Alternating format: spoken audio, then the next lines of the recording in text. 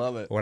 Because I think I came into the team that next week, right after that ends, because it was on a weekend. Yeah. And I got the report. I'm reading through it. I'm like, all right, let's see, golf cart, shit, college trips. Then you'll beat up a canine. Like I said, they had to tase you, because you were fucking the canine up, pretty good. And I remember this is impressive, dude. Yeah, and that's what Navy JAG thought too. And they're like, ooh, this is getting better. Yeah, dude, they sick this. They tackled me. They went I guess because I remember having this moment where I'm like, yeah, cool. And I just was taking the golf cart for a little joyride and parking it back. But the guy goes, hey, whose golf cart this? And I remember having this moment of I got real serious real quick, and I went, oh man, I'm on probation. They're gonna run my name, all this stuff. And I said, hey, oh, nothing, man. It's somebody. Let me just grab my, and I, tried to do one of those cartoon moves, and two guys tackled me, and I shed them like dry leaves, man. I mean, I got up off the ground and kept going, and they let the dog, huge chunk out of my ass still, but I fight this German Shepherd off me. I jump a fence. Now they're shooting tasers at me. I pull one out, pull another one out. It's impressive. This episode is brought to you by Elevated Silence. As you guys know here at Shoot Me Straight, we are huge advocates of the Second Amendment and exercising those rights. And there's no better way to exercise those rights than going to the range with the best suppressor that you can buy, which is why Elevated Silence is the sponsor for this podcast. I've been using their product now for years. This is my favorite can here that I use on my Noveske rifle, and I have had no issues with it. And I get comments every time I go to the range or put on a course just how quiet this suppressor is. Another reason why I love Elevated Silence is they're constantly innovating their product, trying to make it better. They have these new 30 cal cans, which can handle any caliber up to 300 Norma. And they are now working on cans for EDC carry. And what I love most about this company is not only the man that stands behind the company, Jim Hood, who is a true patriot, but the fact that he is always trying to elevate your experience at the range, because nobody likes going to the range unsuppressed. So check out Elevated Silence and go to the range and shoot like a gentleman. Welcome back to Shoot Me Straight with Eddie and Dave. Today we have a incredible guest who has an incredible story, one that we know each other from. We got some overlap, man. Yeah, we got a little bit cool of being here at SEAL Team 7. But we have Taylor Cavanaugh, former Navy SEAL, former French Foreign Legionnaire. That's it. it. I think that title alone, right there, not many people have that in their bio for sure. So I definitely can't wait to dive into that. But super glad that you flew in today, man. Glad to have you on this podcast. I've been obviously seeing you pop up ever since you got out, and seeing a lot of the mentorship that you're bringing to people, coaching, and all that through your experiences. And I know you've had some highs and some lows, man, which is a lot of lows. Skipped off the bottom a lot. Yeah.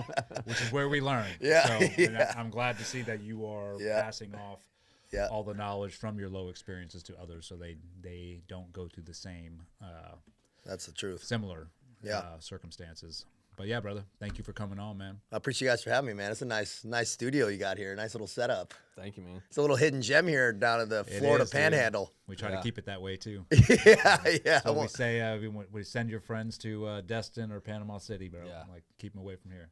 Yeah. That's right. Yeah, I was driving in. You flew in from Coeur d'Alene, Idaho. But I flew in from Fort Lauderdale. We're just doing some work down there. But Coeur d'Alene, Idaho is where I reside now. Okay. Did you grow up there? No, San Diego. So yeah, I grew up in San Diego. My dad was a Marine, and he was just 6 in and out. But it was the old Chinook base. It's like Tustin, So I don't even think it's a base anymore. It's all condos now. But in like the late '80s, early '90s. So grew up on that base, and then my dad was all about having his shirt off and lifting weights and stuff. So we stayed out there. But I'm originally from Boston area. Oh, okay. Yep. How about that? When did you know that you were going to go into the military from early on? Dude, the military was never pushed. Like, my dad was in the military. My grandpa was an Annapolis graduate, captain in the Navy. And so a lot of pride there, but never was pushed in that direction. But I knew I wanted to be a Navy SEAL from I was 7, and we're on Point Loma on the hill, and we saw some glow lights going, and I asked my dad what they were. He's like, oh, those are Navy SEALs training in the bay. And I don't know, they're probably SQT students or something, Doing, freezing, was yeah. around the world or something, yeah. Week, And from that moment on, my hair blew back, and I was like, what? And so I was in the library reading about, men with green faces and that whole commando Vietnam. That fascinated me, and it wasn't like a romantic kind of a thought of combat, or I was just, who's that dude behind the gun, man? Like walking with jeans in the fucking jungle. Like that was fascinating. The autonomy of it. It wasn't so much military rank and file. That didn't interest me as much. It was the autonomy of the, operating clandestine, that type of thing. And so in sports, football, baseball, lacrosse, swimming, did all that stuff growing up, and then focused on football and lacrosse in high school. But the military kind of got shelved as far as like going directly in, because my mom was the daughter of an officer. I couldn't enlist. It was like that. It was like you couldn't enlist. Really? So, was that a? Like, it was just kind of assumed. And I was at a high school that was pretty affluent, where everybody pretty much went to college, and I thought I was going to play football, and I was going to play football in college. So I was just and lacrosse. So I just went that trajectory, but I got kicked out of high school right at the tail end, lost the scholarship opportunities, possession of marijuana. And so that ruined some stuff. Still had some opportunities to go to college, but I was really immature and had a huge car accident, dislocated my hip going into college, flew out of a lifted Tundra on the freeway, going 80, in the middle, ejected out. I'm the only person that was ejected out of the car, was surprisingly the least hurt out of everybody. But so that's how I started college. Then just small things after that. And so my college career was long, 5 different colleges, JCs and stuff. But that, I knew I had to finish that part up. And then I was like, okay, now I'm going to go in the military. So you were trying to finish college up to appease mom and dad, like, hey. It wasn't so much my dad. My dad was enlisted. He never, he was like, he was in and out. My parents didn't stay together. There was a lot of, my dad would be the first one to admit, alcohol and drugs and just some problems, very tumultuous relationship. But I always knew my parents loved me. That's the thing, is I always had like support playing sports and shit like that. So I feel very fortunate at that, but they had their relationship issues. So it was not from him. It was more just assumed. I thought it was kind of an extension of high school. So that's why I kind of was like trying to scrape together. But in that process, man, I stacked a lot of misdemeanors. Yeah, I probably had 17 arrests or something, probably through that, of not pushing grandmas in the street or anything, but drunk in Publix, fighting, DUI, driving on a suspended, just knucklehead shit. Yeah. And so when I went and talked to the Marines, like, hey, let's do this, man. I'm ready to rock and roll. And they were like, dude, you have pending court cases and you have, misdemeanors. And so I went to jail. So I actually had to get a judge to commute my probation to even have a chance to talk to the military. So I went into like a Bay Area county for about 4 months. For what was the charges on that? It was just to clean up probation, but it was technically from a DUI. Okay. A misdemeanor DUI, and I had formal probation. And so they sent me to a lockdown facility, man. I mean, people poo painting, coming in on meth, and, guys going up to prison. I was 23, doing push-ups and burpees, like just dreaming about being a Navy SEAL, like in this jail, dude. Like this correctional officer asked me what I was going to do. I got out the day after Christmas in 08. And he goes, what are you going to do? I'm like, I'm going to be a Navy SEAL. And he fucking laughed. And right on him, it was delusional, the statement. I had no idea how hard administratively it was going to be, and physically, let alone who I needed to. That process of getting a SEAL contract was long and hard for me. It was about a year. Because of your because of your partying. I can imagine, yeah. Yeah, because I got turned down by the Marines for tattoos. And I'm like, okay, Army will take me, man. So I went into the Army, and they said no, criminal background. We didn't want to deal with it. What year was this? 09. Okay. Right at the beginning of 09. All right, yeah. Yeah, and so now that moment, we talk about low moments. Riding a bike, because I'm back at my mom, stacking boxes at Home Depot in the graveyard shift, training, and now the Army just turned me down. And I thought the Army was a slam dunk. Like, maybe I'll get a Ranger contract or infantry even just to get my foot. And they said no. That was when I started learning about the French Foreign Legion. I probably knew about it just being in that world, interested in it as a kid. But when doing research, like, okay, this might be a viable option if I can't get in the United States military. This is a unit that will take foreigners, take guys with checkered backgrounds, Take criminals, take criminals and guys with checkered backgrounds, and at least all be able to, deploy and do something. But I said, I'm going to shelf that because I had real life loans and, my parents didn't pay for college or anything. So I had student loans and just real life shit that I needed to handle. And so I threw the Hail Mary and went and talked to the Navy. I thought it was a no way. I thought they would be the hardest. And they said, dude, the petty officer who looked at it goes, yeah, we can work with this. And it felt like that moment from God. You guys are men of faith. I am too, man. And it was like this moment from God going, all right, I get the chills because I remember it so clearly of it. This like, okay, now I'm going to give you a little thread now let's see what you do with it. And so I was way too heavy. I was 230 coming out of jail. And I'm like, all right. He goes, you can wrangle shit because you can't be a corpsman. You can't do anything because you have drug charges and all this other shit. He goes, or you could be a Navy SEAL if you can pass all the shit. And I said, well, that's what I'm here for. So let's rock and roll. And so I got through MEPS and I started training, man. And I found out who makes the decisions. Being in San Diego, man, I'm close to the Naval Special Warfare and the Amphibious Center. So I got like a retired lieutenant commander, Fuller. He was running like a Vegas in LA, formerly with NSW. Yeah. So I said, okay. Was he one of those like scouts or whatever? Motivators. Yeah. So he was running that triangle. And so I said, all right, let's meet this guy. And then there was an active duty, Hans Garcia, an active duty guy who ended up retiring as a master's. Yeah, Hans. So he would go, dude, you want to be a Navy SEAL, right? And so I go and I take in the PSTs. I'm showing up. I'm the only one showing up to these trainings. Everyone would say they'd go, and then I'd be up at Pendleton, early in the morning, and just Hans would show up and go, we're running 7 miles. And dude, I hadn't run 7 miles in my life. I thought he was joking. I'm like, 7 miles, dude. Like puking the whole time, just running me through the paces. And dude, I lost 40 pounds in about 6 weeks. Probably just running with him, and those two guys ended up after about 9 months wrote me a letter of recommendation. I took PST down at the amphibious base every week for 9 months, and and so by the end I'm doing elevated scores and I'm one of the better guys performing. I'm always there, and so they wrote me a letter of recommendation and I got my waivers and went in.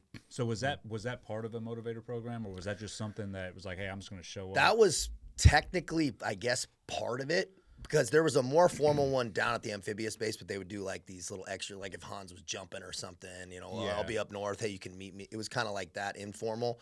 But then there was real ones when we were training. Now I'm training in the actual, dive phase pool. In the combat training I'm tank. training, Yeah. I'm actually there working out. And it was the hardest I had ever worked by far. 1/2-mile sprints and then, an hour of that and then an hour of swimming. Yeah. It was legit. Like this SEAL mentorship program. I forget what the actual name or terminology they use for it, but what they started doing because they wanted to, set guys up for success if they were trying to come to BUD. So they started having SEALs from all over the country.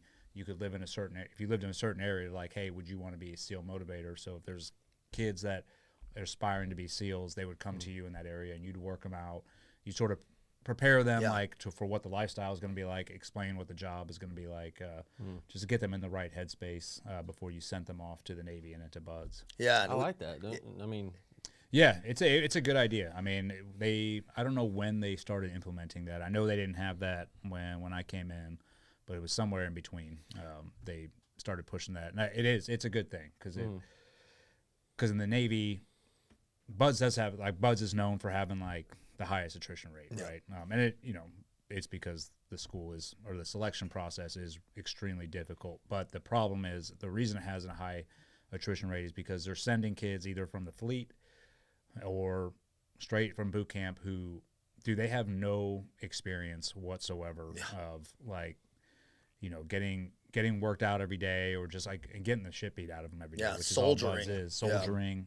So they quit like that. So they're like, okay, what if we prep these guys a little bit beforehand? Hopefully we won't get as many quitters, but they still get the same amount. There's nothing that system at BUDS is it's untouchable, man. Yeah. It produces the same quality each and every time, no matter what kind of money you try and throw at it. Yeah, good dudes there too. It was informal. We're still working regular jobs and delayed entrance processing. So just waiting to go boot camp essentially during this time. Marcus Hansen was one of the guys that I was there with. Like we were at that same time working out, like just. Was Mark in your class? Mark was after I shipped earlier. Okay. But him and I worked out together for like a year doing that. Got it. It was like a handful of guys. I mean, no more than 7, 8, 9 guys. It wasn't a ton of guys actually showing up every day. But most of those guys that showed up every day made it. Yeah. Yeah, well, it was. I and mean, that says something. small stuff about because, dude, bone density. Like just, dude, I had shin splints at the beginning and then stopped, right, and then doing that for a long time. Small things, stress injuries and stuff. If you're running 2, 3, 4 hours a day, we would run before and then do those workouts, and it helped. I would have never made it through buds without doing that. Yeah, because you gotta build up that whatever, like you said, the bone density. Just get your whole body used to just being trashed. I would have never made waking it up and doing it again. Yeah, it just I didn't understand that you needed to work that hard. Like I did lacrosse and football and stuff, but he was my buds instructor in my first phase. So just by design, how funny this is all right. I mean, when you guys came out, we show up to the grinder, and it's like the first day of first phase, and it's like, what are we about to get ourselves into? And I saw all you guys funnel out, Capone, like some heavy hitter dudes that are kind of well known. Marcus, yeah. And I saw him walk out of the thing, and the first thing that went through my mind, it's dark, and I go, we are about to get it on. And we did, man. It was carnage. I had no idea. You have an idea. People ask me, how was Bud's hard? I go, it was way harder than I ever thought it was going to be. Yeah. Way harder.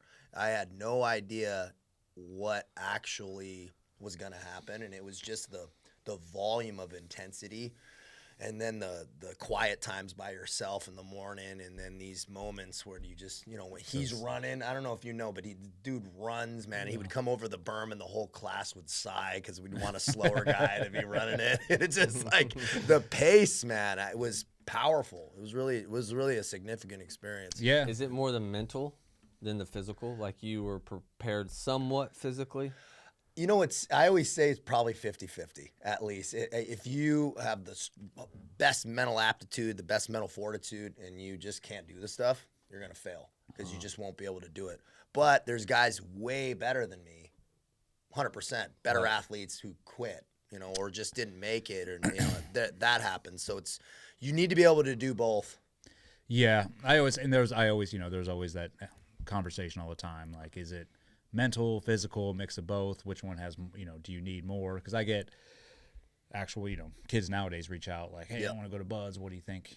And do you think I have what it takes? I'm like, dude, I don't know. Yeah. Like that's on you. Like, yeah. So I think the mental component plays a huge factor because a lot of dudes that come try out for Buds, a majority of them, I call them like, you ever seen the movie Rudy? Mm-hmm. Right. They're a bunch of Rudies. Dude. Yeah. They have the fucking heart like all day long, and they've had the heart for a long time, and they're probably one of those kids that tried out, for teams or whatever, and maybe just didn't have like the talent that needed to be on the team, but they had more heart than anybody on that team. And Buds is the perfect place for those individuals, man, because it's going to give you a chance to express just how much heart you have, because we are going to beat you down each and every day. Yeah. Showing up in shape, yes. Like I always tell people, you should like take whatever, and you can look online now, like the 4 mile time runs, O courses, and 2 mile ocean swims. These are the physical standards that you need to pass each week, right? And the times get shorter and shorter. So all I tell guys is like, dude, don't worry about, trying to get jacked or like how much. It doesn't matter how much you can lift. I'm like, if you can beat those standards right off the bat, like, so for the 4 mile time run, I think it was 30 minutes in first phase, like right? So for me, I just looked at that and I was like, okay, I'm going to run and try and get it in 25 minutes before I even get to first phase. Yeah. Because the reality is you're going to get beat down to a point where you can show up in shape as you want. By the end of first phase, you are hamburger meat. And that is where the mental comes in, because not only are you hamburger meat, now the times are getting shorter. Yeah. Like it's not getting any easier to pass those standards. So that's where you have to unlock whatever is up here. Like, dude, I am going to give 110% even though I am broken each and every day. And that's what we're looking for. Yeah. It's also like a living organism. It's interesting. It's if a dude's not a good dude or just doesn't kind of fit. Yeah, there's that. Or he'll be struggling, and then it's fascinating what happens, especially as the class gets smaller and tighter post Hell Week and stuff. And when we flew out from Chicago area with 400 guys from Bud's Prep, which was like a little 8-week kind of 16-week thing we did. And by the time we got out there, about 100 guys quit. You know, they just wanted a different duty station, and they had already realized that they didn't want to do this type of thing. Good on them. We classed up 285, class 284 with 285 guys. Beginning and doc, that was already at 185 3 weeks later. So we classed up with 185, and then through Hell Week, we were at 48, something like that. Wow. 48 guys, and a lot of those guys rolled because of stress injuries and stuff. They made it through Hell Week limping, but then they, you know, had to roll back. I think we finished that class with 13 guys. I was an original through 13 guys out of that 400 we ended up flying out with, but really 285. Pretty substantial, and it's just the volume and magnitude of having to pass stuff when you're just triathletes and stuff don't do well. No. Hell Week right in the middle of it? No, Hell Week is the 3rd or 4th week. Yeah, they shift it around sometimes. So yeah, the first phase is really just it's a beatdown phase, right? It's like we are going to see how much you can take and how much suffering you can take and see if you still really want to be here and if you are going to be a team player. Or like first phase is all about looking like who is a team player and who is not, because I don't care who you are, you're going to suffer while you're in first phase. You are going to feel a maximum amount of pain. Like a big term that we use, all right, boat ducker, right? Yeah. Because you have the boat on your head all the time, wherever you're running. And it hurts. It's like after a while you start getting a bald spot and like bleeding, and that you know, it's bouncing up and down. So you can see guys under the boat. There'll be 6 dudes, and usually maybe there might be one that's ducking a little bit, so he's not feeling that pain, right? And which is a natural thing to do. Any human being is going to try and make themselves comfortable. But what we're looking for is, are you going to get that head under the boat and take that pain so you're not making the person behind you suffer, the person to the right of you suffer? Much. Are you holding the weight just like everybody else is? And if you are not that individual, if you are looking to get comfortable, and because you're thinking about me, you're thinking about yourself. And I was like, that's what we're trying to weed out. It's like, it's not about you. It's about your teammates. That's how it is going to be when you make it past this training and you get to the teams. That's what it's about the whole time. We loved having Gallagher out there because he'd weed out the guys, the shitty guys. So he was great, man. You didn't have to call out the boat duckers, but it's like if a guy's not good, maybe once you might help him out. He might be having a bad day, and then, but if that continues, you'll see it's like the skin shooting out like a thorn or something. And the class will weed him out as well. We'll just squirt him out, and it's like, this guy's no good to us. He's just a liability, and it's like this living organism that you see. Guys will be really good dudes, really hurt, having a real bad day. We'll carry that dude, push him, carry him, guide him on a swim or something, or just and then when it's your time, and hopefully somebody helps you if you're a good dude, and that's the beautiful part about Buds, which separates it from any other selection process, is it's not even a selection process, because the selection process is where I can come up to Cav if I wanted to, be like, you're gone. Yeah. Like, we don't want you here. That can't happen in Buds. It has to be you ring out yourself. It's a voluntary process. So like Cav said, you could be having a bad day, right? Oh, I'm just hurt today, and we'll be on you as instructors, and we're going to let you know, like, you're not carrying the weight, but we are not going to kick you out of the course. Yeah. It's on you to fix yourself the next day, and if you don't, the beautiful part about Buds is the class does it for you, because eventually they might be there for you and be like, dude, just keep putting out. And I see it. You're like, no, he's a good dude, but if there's a consistent pattern, I'm like, this guy is not going to put out, the class will eat him. They're like, dude, sometimes we don't want you. Let the class... As instructors, you let the class be the ones that weed them out? Oh, yeah, dude. There's ways to, How did you like that shore duty? I don't know. I never asked you. How did you like that? I went into it kicking and screaming. I would think that was my 4th deployment, and then they were like, hey, you got to go. Yeah, they're like, no, you can't do another run. Right? Yeah. And so I was like trying to fight it, but then, eventually they were like, my wife too, Andrea, was like, she definitely wanted it. So when I checked in, it was probably the best 2 years of my career. Really? I love deploying. Don't get me wrong. The deployment is a whole different Yeah. animal. But as far as being shore duty, dude, I got to be around. I mean, you know the instructor staff that we had, just a bunch of solid dudes. Yeah. And what you don't really appreciate the fact until after. I didn't really appreciate until after the fact I got out, or even when I went back to the team, having guys that I had put through come up to you and they're like, dude, you know, you're my instructor and thank you for X, Y, and Z for not, you know, treating us like this or showing us this or leading by example. So you really don't understand like while you're an instructor, I didn't understand the influence that we had. Yeah. I was there, okay, I'm here to do a job.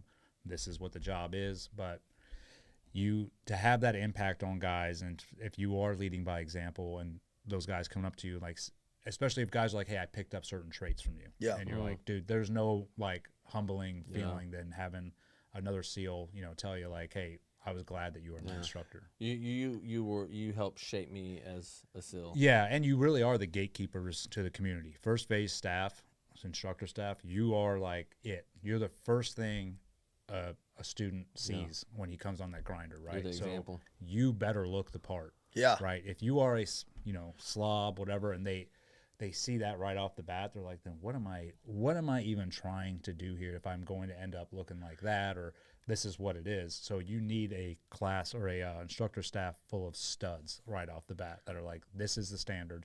This is what it is to be a SEAL. This is what a SEAL looks like.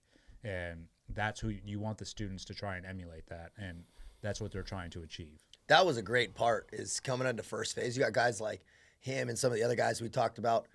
Man, it really set the tone of like seriousness. Plus, you guys are all coming back from combat deployments. Yeah, it wasn't like a peace. This wasn't a peacetime when you're coming through. No. Until you have all instructors, guys who are come back with serious injuries, silver stars, doing real shit. And so there was no like fuck games. There wasn't the bullshit that you might do. There's guys are like, look, man, we're gonna be working with you.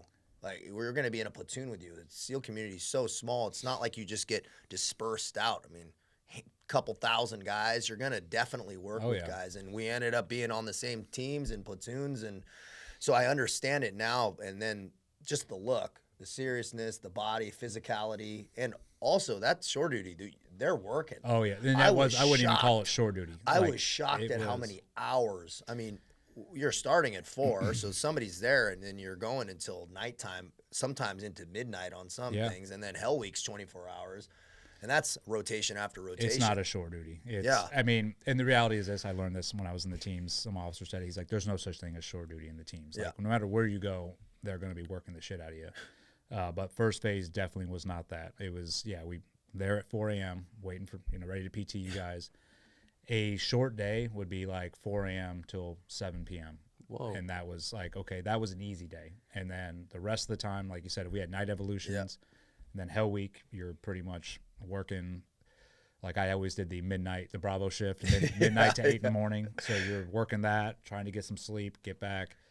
But I mean, it's a grind, but it's a grind that I was proud to do. You know what I'm saying? Because it was like, dude, we are making sure we get the quality dudes that belong in the teams. And it's funny you bring up, man, just like during that time, like you said, the war was raging. Yeah.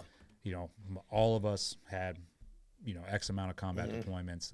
And I would say like the intensity definitely was a little bit more than it would have been if it was like, and I can't say for sure, but like, pre 9/11, they're still going to give it, make sure you're getting yours. But I think because the combat was raging, we were losing dudes. I think guys were a lot more passionate about making sure the right dudes were getting to the team. And they were on top of dudes. If they were like, dude, we do not want this guy here, that guy found out. Like, you'd get extra punishment. So I will, like there during that time. Yeah, we felt it. It was a serious tone. Yeah. And I appreciated it because that's what I wanted to go. And you have no idea. And then seeing it and experiencing it, I'm like, okay, I don't feel like I was shortchanged at all. No, you guys were not. I don't feel like I was short-stroked, man.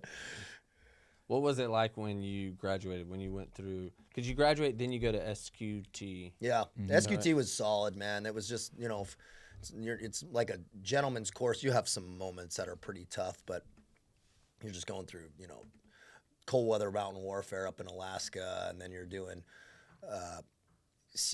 underwater combat diving. Then you're doing close quarters combat. Then land warfare, month blocks, month cells. Then skydiving or military free fall, and then you're going into some low visibility operation type stuff. And it was and then SEER. And so you're turning and burning. That was all good, and you're just kind of ready to get to the team after that. Do you have some guys that quit in SQT? No, is it rare? If it's they make rare. it through Hell Week, if anything, they're getting kicked out for either getting in trouble or safety things, like too many safety violations. But nobody's. You're pretty in it. You're pretty committed at that point. Yeah. Yeah. If you quit, it's like, bro, maybe a personal problem that might. Would you say after Hell Week, if they make it through Hell Week, their chances are exponential? I would say, yeah, guys that make it past Hell Week, you're like in the 90th percentile to graduate BUD/S. Now, that's if you are still making the standards, like the runs, swims, all that, because you could get to third phase and fail, runs and be like, you're out, like you're gone. So you have to keep that standard. But that's what Hell Week does. It's like we have the core group right here that we know, like, there's nothing we can do to these guys. They're not going to quit, right? And now they're trainable. Now we start teaching them. So you go into dive phase, and you teach them diving, and then third phase is weapons, tactics, and demolition. So you start teaching them, and it's all very basic. And then once they get done with that, they go to SEAL qualification training where it becomes more advanced, and they're really just prepping them to get to a team, so that when they get to a team, they're not lost. Did you get your trident before SQT? Is that right? No, you get it after. Yeah, that's a cool day. That's such a cool day, man, because Did you have the massive graduation? Yeah, we had the SQT graduation on the grinder. Summertime, man. It was a really cool day because I remember getting that trident, and then I walked out of jail like 3 years before. It was just a really cool moment, and then they sent us to a language school after that. I did Arabic. I actually kept that Arabic going for like 4 or 5 years. And it seems that Navy paid me. Oh, really? Yeah, because I had a good, decent ability to kind of build rapport. That's about it. But you ever contact that guard at the prison and say, "Hey, motherfucker, I got no, man. No, the dude was actually right. He should have laughed, man, because looking back, I had no idea just exactly the insurmountable. I mean, God, man, too. I'm dead serious. There's just certain things, like there's a ton of times where that really things shouldn't have lined up for me. Yeah. So I really felt like I was kind of, had some things fall in place for me. Yeah. I just heard the other day they've taken away the graduations now. That's a shame because it's such a cool day. Yeah, I think they're going back because when I got mine, there was there was a BUD/S graduation. Yeah. So when you graduated BUD/S, that's when the parents came and. I actually glad they didn't do that because I felt like I was not even done yet. Yeah, you're like, dude, I'm still E nothing. Out. Yeah, dude, I could fail or who knows what happens. But when we got our tridents, you were just brought into a room and it was just all SEALs, and they pretty much were like taped you up and then they punched it in. Yeah. But and they tell you like, dude, hey, congrats, you ain't shit. Yeah, and you got to earn that every day, and and that was it. And I think what I've told is they're taking away the graduations because of the social media presence now, because people are posting and everything, and guys are going up there getting their tridents, and I think the command, with the amount of spotlight the command has had on it, unfortunately, for a while now, I think they're like trying to get back into the shadows. Yeah, I get it, and that was good at me. I mean, there was social media kind of when I was going in, but I never had social media because I was like, at that time, I never did anything to later because I was like, I'm a team guy, dude. I can't put any of this stuff out. And so I just didn't. I just didn't have any of it, which was a benefit. And I saw guys kind of do dumb shit with it. And I'm like, dude, I'm glad I'm not even involved with it at that time. And, dude, you're active duty, man. I mean, it makes sense. Yeah. It makes sense to not have it. It's like, dude, you're not going to do anything for you. It's not going to, you're opening up a can of problems. Yeah. So I'm glad that wasn't a part of my piece. Yeah, with these kids now, I say kids, but like these young guys nowadays coming in, I mean, they grow up in social media. Yeah. It's a part of their life. Yeah. And I saw that in my last platoon, like with some of these younger guys, like using social media. Because for me, when I came up, if you were on social media, you're probably gonna get shit canned. Yeah. Like they're like, hey, that's how it was checking MySpace. Remember MySpace came out? They made us bring our computers down on deployment and open them up, and they're like, who has a MySpace account here? And Damn. they pulled up and they were like, delete it. Like, you're not allowed to have any of this, which is keeps you out of trouble. Yeah, it keeps you out of trouble. And it's like, dude, I get it. But then that was the battle when those new guys came. My last deployment, it was like they would just look at you like, why wouldn't I be on social? You know what I mean? Like, it doesn't compute to them. Yeah. So there was that back and forth constantly of trying to find that middle ground. Yeah. Yeah. Yeah. So when you had that day in the summer and you graduate, you get your trident on you. Do you immediately go check into a team? Yeah, we did a little language school piece, and then it was right to 7, and the guys were just coming back from Afghanistan, a handful of guys at Team 7, and so the command was pretty empty. So it actually was a really good thing because they asked the new guys who were checking, it was like 5 of us, I think, or something. And I had requested 7 from the very beginning is where I wanted to be. Dave was there. There's just guys that I'd kind of been aware of. I was like, I want to be there. So it felt like like just this wave of unbelievable things happening. They said, do you want to go on vacation? I said, fuck no, I don't. I said, I don't want to go on vacation. They're like, we have some schools available. They're like, comms. I'm like, I'll take it. I was like, I'll take it. And so me and one other dude stayed. And that was one of the smartest decisions I ever did because it set me up. So I would add comms when everyone was on vacation. And then when came back, it was January 1st or something, and a bunch of the guys just coming back from deployments, the JTAC spot opened up. And a lot of them didn't want to, they're like, dude, I'm just getting back. It's January 1st. I don't really, And so there was a little loose. They're like, we want a comms guy to go to JTAC. I said, I'll do it. And they said, you got to take these tests and do this stuff. Then I did it, got it. So I went right to JTAC pretty much back to back, and then did well up there and came back and then kind of started, went to sniper later in just the way things played out. Dave. So it was pretty good, smooth process. What's a JTAC? Dave's learning. He's learning all the what the acronym actually means. Something technical is probably the T. I don't know, but it aren't they the ones that like kind of interact with like calling down the airplanes when they drop stuff. Perfect. That's exactly what it is. Man, that's damn good, dude. I threw it out there without really thinking about it. Yeah, Joint Terminal Attack Controller. I'm working on my stolen valor. Coordinating. Well, you're crushing it, man. We're building Dave's Throw some resume JTAC out there. Yeah, it was a great course. It was stressful. We had some good guys up there. It was definitely being up there as a new guy too. I'm like, dude, I cannot fail any of this shit. I'm like getting handed some good stuff. So it was great, man. I got to do a backseat flight in an F-18. That's sick. I had this commander, and he goes, hey, you want to go up? I said, yeah, I'll go up. So I'm in the G suit. They're teaching me, in case you got to eject and stuff. And I'm like, dude, how hard can this shit be, right? I mean, flying around the jet. We're down there freezing our ass off. That was one of the hardest things I've ever done physically in that short of a period of time. They were doing a dogfight with like an F-16 training. Yeah. And it was work to stay conscious for about 2 hours. Wow. I mean, just like pulling those G's. It was full time. I was exhausted by the end of it, and it felt like I wanted to puke, but I refused. And he goes, "Hey, how you doing back there?" And I'm like, "Good, sir."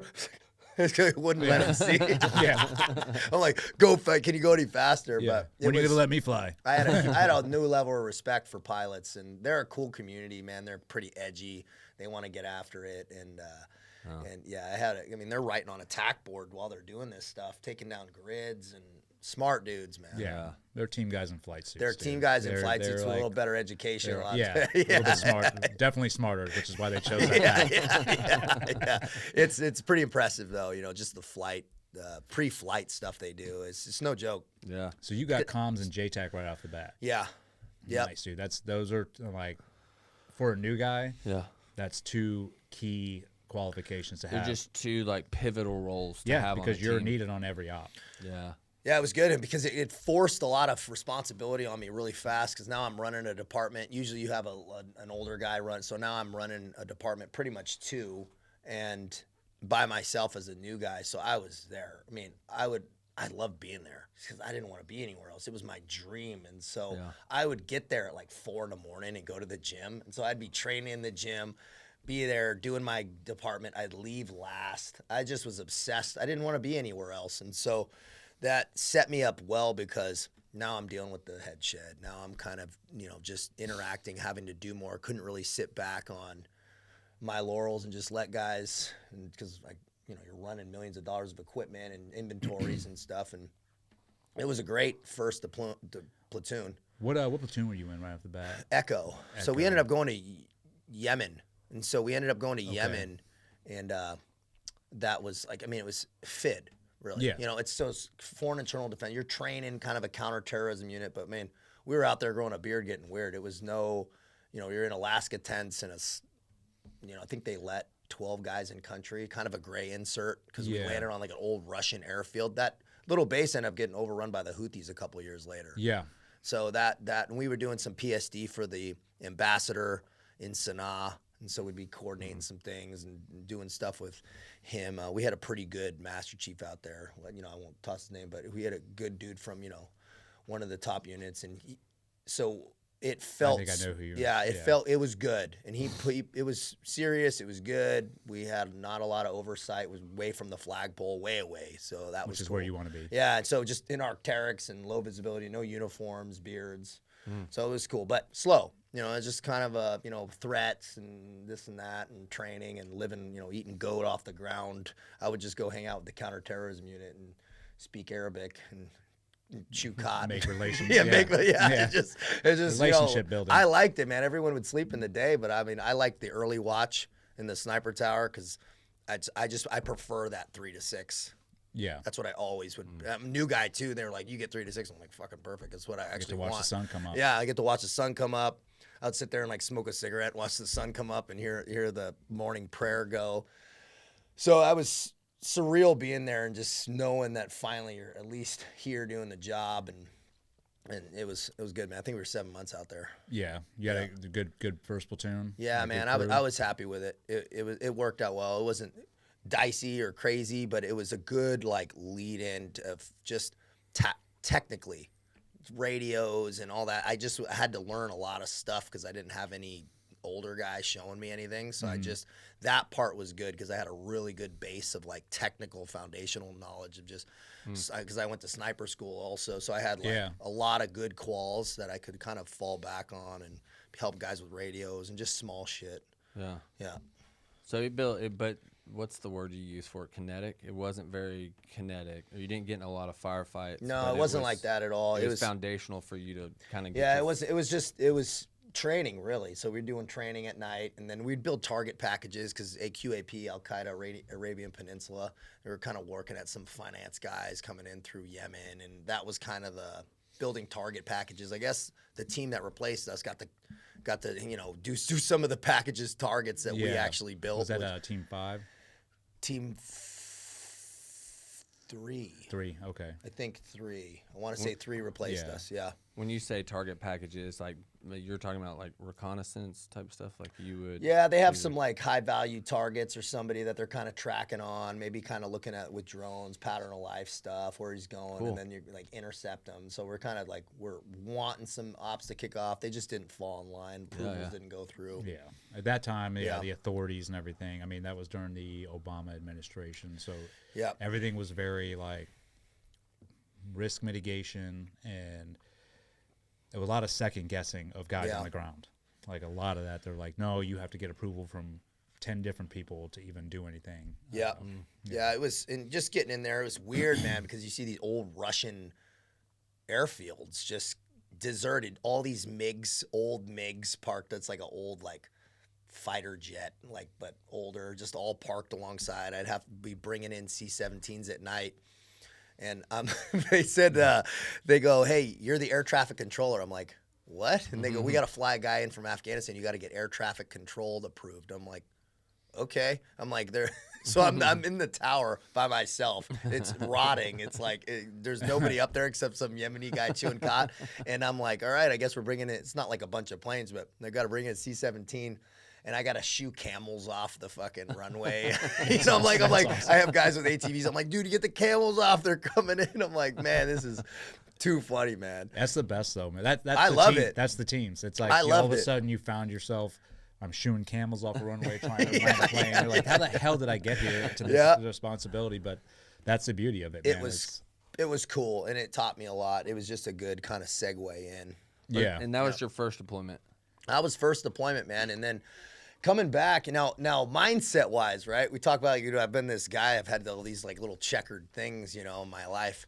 Yeah. So I was, dude, through training and through all that, dude, I was I was just locked on. And because I was just terrified of losing it, right? But as you kind of get in, or at least for me, it's not that I got comfortable, it's that, I was still performing, I'm still going to the gym early, but now you're like into your first platoon. Now I'm living downtown in a high rise with a couple other team guys. It's just there's just more dynamic and textured in there.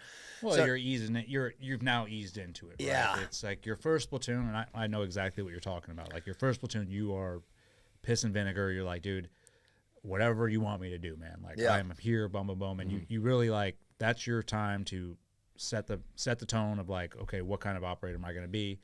But then once you sort of get that in there and everyone's like, all right, cool, like you're not a new guy anymore. Yeah. We can now put in more responsibilities on you. You're pretty much in it. There is a little bit of like, let your hair down a little bit. Like, okay, I'm here, right? And like you said, it's not like getting complacent. It's just the way subtle. It's the way the culture is. It's like, cool, man, you're one of us, and now you can, you're not afraid to like go out and do, okay, I'm going to go tussle it up out in town or do whatever. And like sort of, especially after you do your first deployment, it's like, I want to relieve some stress or, decompress. And in the teams, decompression is competition drinking and going out and getting in bar fights. Yeah. And it was, I come back and I had probably been back from Yemen like 2 weeks. And I'm downtown and turn one on, man, and next thing I know, I'm getting slammed down face down into the ground by a cop, right? And I go, and I'm like, man, I was talking to somebody, I don't know what happened, and he gets put down, and he goes, hey, and I was being cool, I wasn't combative or nothing. I get in there, he goes, dude, what's going on? I'm like, man, dude, I'm fucked, man. I can't believe I just got back from deployment. Now I'm fucked. He goes, he asked me what's going on. And I told him, I was like, man, I'm a team guy at 7, dude, and just got back. He goes, all right, here's what we're gonna do. He drives me down to this like old, it's like where all the bums, so he puts me in this warehouse that's like, you don't get hooked, you don't get nothing, just no paperwork, nothing. You just go sleep. But he goes, stay here, and then you can leave at 5 a.m. I'm like, dude, thank you. And he puts me down, and so I'm walking back, and I remember thinking, because you go from like these highs and lows, so happy to be back from deployment, and then, man, I almost just ruined my career on something like super simple. So I'm walking back home thinking, all right, I gotta I gotta mind my P's and Q's here, and ease into this. And I did. And that 2014 was just a real upward trajectory of just a lot of training, a lot of work, and just schools and just super, super locked on.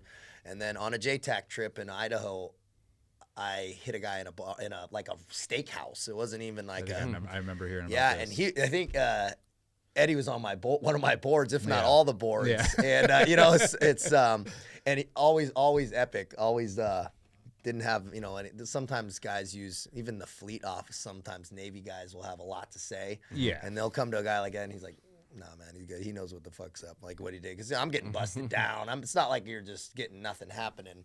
Yeah. But I hit him. But it was a serious charge, man. I broke his orbital eye socket. I think they put it up in our board. They put it up on the screen. Everyone's like, oh, Nice. Yeah. They're like, all right. It probably would have been worse if I would have got my ass kicked, man. At least in the team room. But it was a serious charge. An aggravated assault. A GBH, gross bodily harm. I'm getting sued for $500,000 by the guy. And now I have a felony charge, and they're giving me 6 years in prison plus 3 is my plea deal.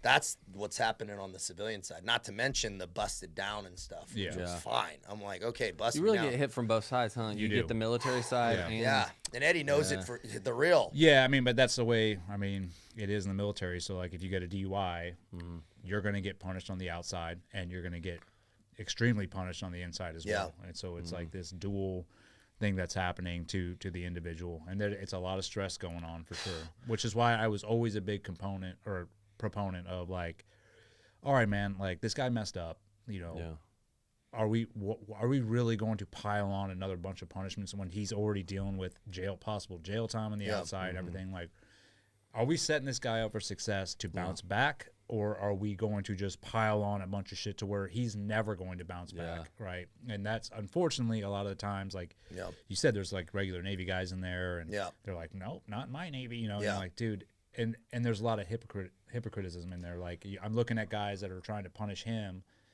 and I'm like, dude, you did the same thing. I came up with you. Like, where is that? You know, where do we draw the line here? Like, I get it. We need to uphold a standard. I mean, there's a difference, though, when you say between some guy that you're like, this guy don't give up. Like, he's going to continue doing this. He's going to continue. I always judge guys how they walked in and how they looked in their uniform, right? So if they came in and their uniform looked sloppy, they didn't look like they took the time to present themselves properly in front of the board, then I would hammer them. Because I'm like, dude, you're on your last leg. This is how you show up. Like, definitely, you're probably not going to learn from your mistakes. You don't give a shit. You obviously don't care what anybody thinks. So that is where I would start, you know, handing out. If I was going to dish out a punishment, if they showed up in a shitty uniform, I'd make sure that you're going to pay for that. Yeah, but even then, though, you were like very much not to punish them. Just no, it's a punishment so they can bounce back. Now, and if they came back the next 2-3 times for the same thing, then it's like, okay, dude, your inability to learn from your mistakes is a problem. Right? But other than that, I'm like, the SEAL teams aren't a bunch of saints. We're not Boy Scouts. We are trained to do an extreme job and to have an extreme mindset. And, you know, I think what do you expect? That's how, if you want that kind of product, it's going to come with some bar fights, and some things like that. And you have to accept that. And you can't just this whole zero tolerance policy of, oh, you made one mistake, you're out. I'm like, we are not going to have the warfighters that we need if we are going to play the zero tolerance policy game. And it was, you know, I looked at it like, just own it. Don't try to explain yourself away, and I did not. No, you never did. Yeah, I was like, dude, I put myself in a bad situation. That was the truth. I was overly intoxicated. I had no emotional discipline. No, you know, it's like I had there was nothing that I did that was right. Very few things that I did that was right in this scenario. And it actually worked out well for me. They're like, dude, all right, you can bust it down, handle it. But on the civilian side, you can't have a top secret clearance with a felony. And so they said, okay, you can go back in the platoon and train while this can's getting kicked down the road. I hired one of the best attorneys in Idaho, criminal attorneys. That was no joke. John Cox, what's up, brother? Love you, man. He was actually, the beauty of the teams, I was there in Idaho with a team guy whose dad is a very powerful attorney in Idaho. Nice. And so he goes, hey, one of my guys is who I highly suggest is going to work with you. He ended up being a really close friend, this attorney. And so we fought it, and we kept pushing the can, but they would not budge on the plea deal. So I said, all right, we're gonna keep training. So I went back to land warfare, and now I'm training while I kind of did all the little classes they want, anger management and stuff. And now we're getting close to the court date, which is a jury trial. You know, and I'm like, dude, if I get a felony, I don't care about the prison time. That was the truth. I was like, if I lose my trident, I'm done. Like the only thing I want in life, I'll serve prison time. So it actually put me in a position of power because I'm like, I'll take this all the way to the box. I'll absolutely, because of the situation, how it all kind of transpired. I think I would have been all right at least. But the team wrote a letter. They said, hey, dude, we were going to Iraq, and we need his JTAC quals and stuff, which was awesome. And they looked at it and they said, yeah, we're going to just extend this and have the trial when you come back. And the court approved me to leave, and I went to Iraq, and I was still out on felony bail, technically, you know. And so when I was on that helicopter, we were flying because we were kind of doing prep for the Mosul offensive. So we flew into Baghdad, and then so we're in a Green Beret kind of camp for a couple weeks, and then built out the base. It was an old ISIS storage facility for like mortars and shit, and so they cleared it out. We cleared it out. We went up there with like 9 guys and built this base, putting up HESCO walls by hand. Where was this at? This was Makhmur. Makhmur, okay. This was Makhmur, so kind of on the edge of Kurdistan, kind of maybe a kilometer or 2 from the forward line of troops. And so we were meeting up with the Sunni tribal fighter groups that had kind of been displaced by ISIS. That was the thing. And so we had these tribal leads, and they had these ragtag guys were trying to get them together to kind of do, not technically a company, right, but the advise and assist. But we'd go out and shoot mortars and bring the 50 out, and I'd be having that type of a scenario. But I mean, they're launching Katushkas rockets at our camp, while we're there, and they're missing and hitting the village, and kids are dying. It's just messy. Yeah, it's just messy. But during that time, I'm thinking, dude, I gotta go back and go to this fucking jury trial, man. So I'm flying around, I'm looking out, and I'm going, dude, well, if I die out here, at least I don't have to deal with it when I get back. That's literally what I'm thinking. I'm going, but maybe I'll join the Kurdish Peshmerga and just stay out here and go. I had some crazy thoughts, but the truth was I was going back. And well, it's a heavy weight to be like on a deployment, knowing you got to go back and face a jury. I was not doing well with it. I think looking back, I think I had I think I had cracks in the, I was just stressing, and everyone's looking forward to going back home, and I was not. I mean, packing up the gear, I was like, I volunteered to stay for another 3 weeks. I volunteered to stay on another cycle. They needed a JTAC, so I volunteered to stay for another 3 months. Ended up not getting approved, but I was doing everything I could just to kick the can down the road. But coming back, here it was. So I had to, come to Jesus on it, and had some other personal things. I had a girlfriend that I found out was on heroin when I got back, and dude, it was just a lot going on at that time. Found out she was stealing from my mom. It was very weird stuff that like all this stuff was kind of compressing at the same time. And as God kind of strips things away, right? I'm that's gone, and now this is getting set up, and I'm on walking the plank. I'm in my dress blues up in Idaho by myself. This was a few months later. I got back, and I'm just like sitting there going, dude, I'm screwed. And I get a call from my attorney, at the 11th hour, goes, hey, we got a deal for you. We're going to keep them misdemeanors, maxed out. So you got 4 years of formal probation. Misdemeanors, you're on interstate compact transfer from Idaho for probation. You got to pay them all the restitution today in a check, or they're going to push for a felony. And I said, fine, what is it? I said, I'll sign whatever. So I sold my truck. I wrote him my whole Iraq check. Everything. I just paid him everything I could, pretty much everything, to keep it a misdemeanor. And I came back and I served some time. I took vacation. I did like 3 weeks up in Idaho.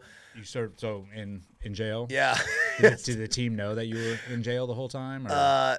Technically, sort of. I mean, it was interesting how things were kind of working out, but they were. This is the thing. I was getting a lot of leash. I had my top secret clearance pulled and got given back a couple weeks later. So I was given this new lease on life. Like I could have done anything with it, right? I could have really, really salvaged it because E6. I just made E6. Now I'm in E5 again, so it wasn't too bad. Yeah. But as things go, I get out of jail. I'm back in it, and I'm pretty locked on for like 2 months. As things go, I remember being at weddings, team guy weddings during this time, and they're like, hey, you want a drink or whatever? Because I technically am not allowed to drink. They're, be able to drug test me. I need to check in with probate. I technically couldn't own a weapon or leave San Diego, but they were like really lax on me, obviously for obvious reasons. And so I was saying no. I was like, no, dude, I'm locked on. Yeah, I want to say. And then, of course, a girl calls like, hey, come over, hang out. I'm like, okay. And then, drink a beer, and it's like, okay. And now I'm kind of leaving without approval. Now I'm it just slowly, and now I meet this girl, think I'm in love, right? It's just this amazing. We go to a concert, Jimmy Buffett, and we're just, we're just turning on, and it just, things cascaded. And I remember having this moment the day before this concert, and I was the happiest I'd ever been, dead serious. It was up to this moment in my life, and it was like I met this girl. The team, everything's going good again.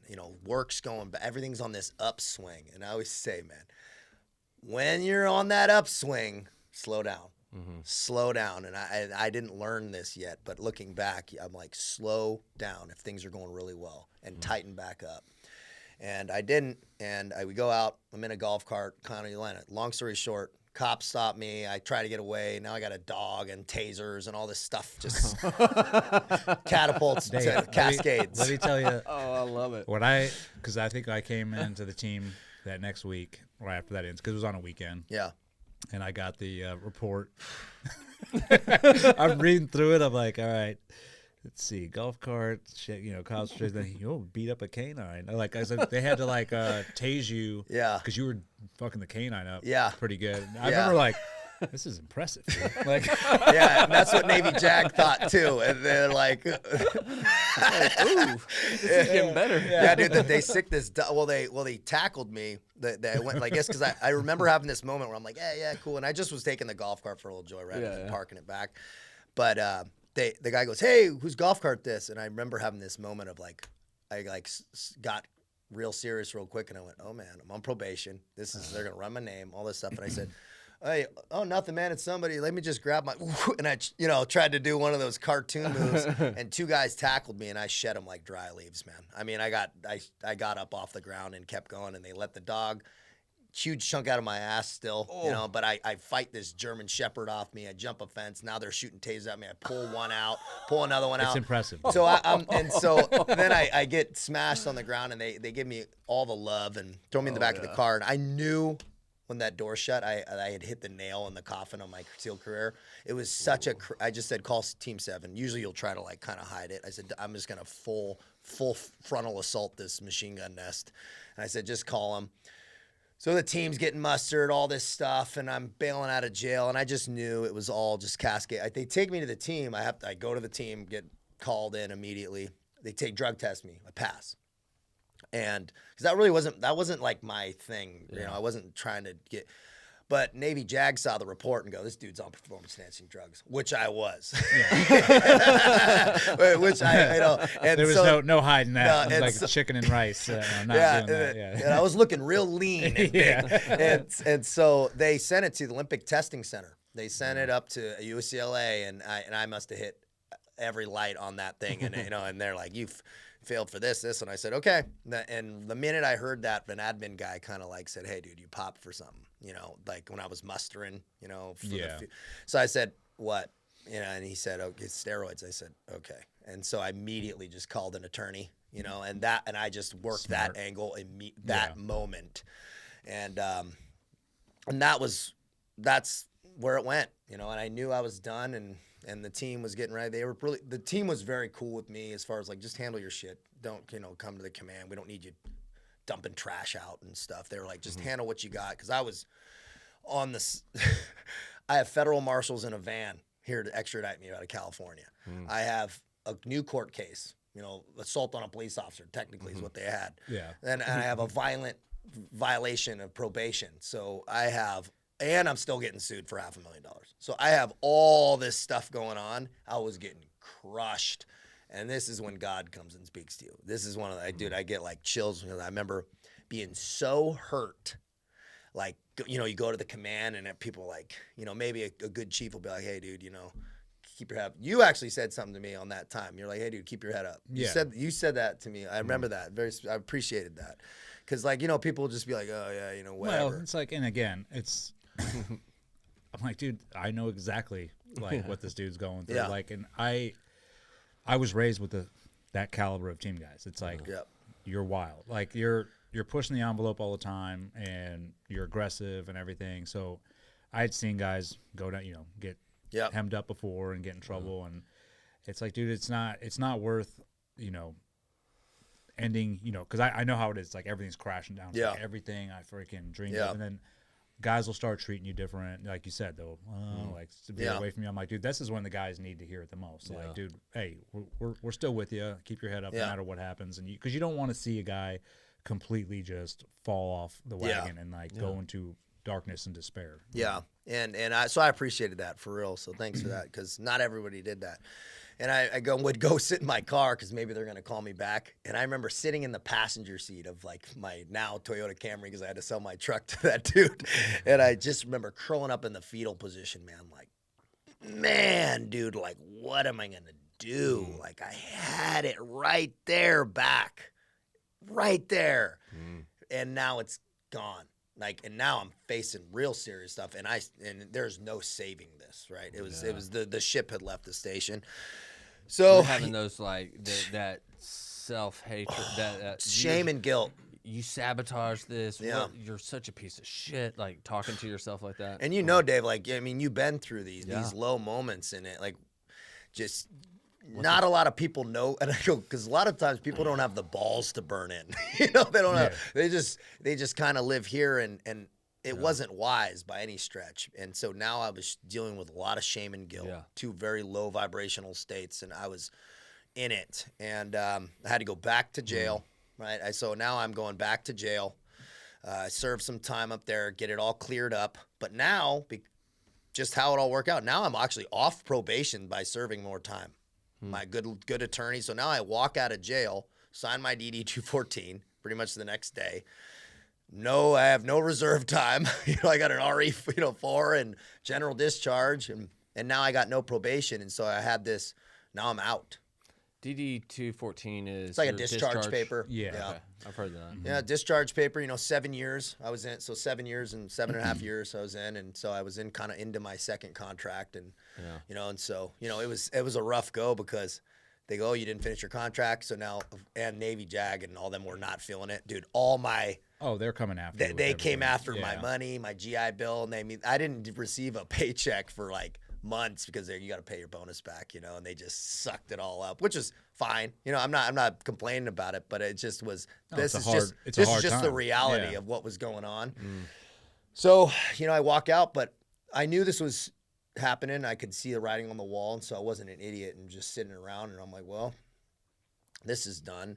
So I started pushing some contacts, and luckily in the SEAL community, man, if you do it right, you can really develop and meet some good people. And so I met a good mentor. I'm actually meeting tomorrow, George Gould, love you, dude, at the Delmar Country Club. I would go to those golf events and stuff. I don't even golf, but they would. My chief, who probably, he would make me go. He'd like, go and represent the team. I'm like, I don't golf. He's like, I don't give a shit.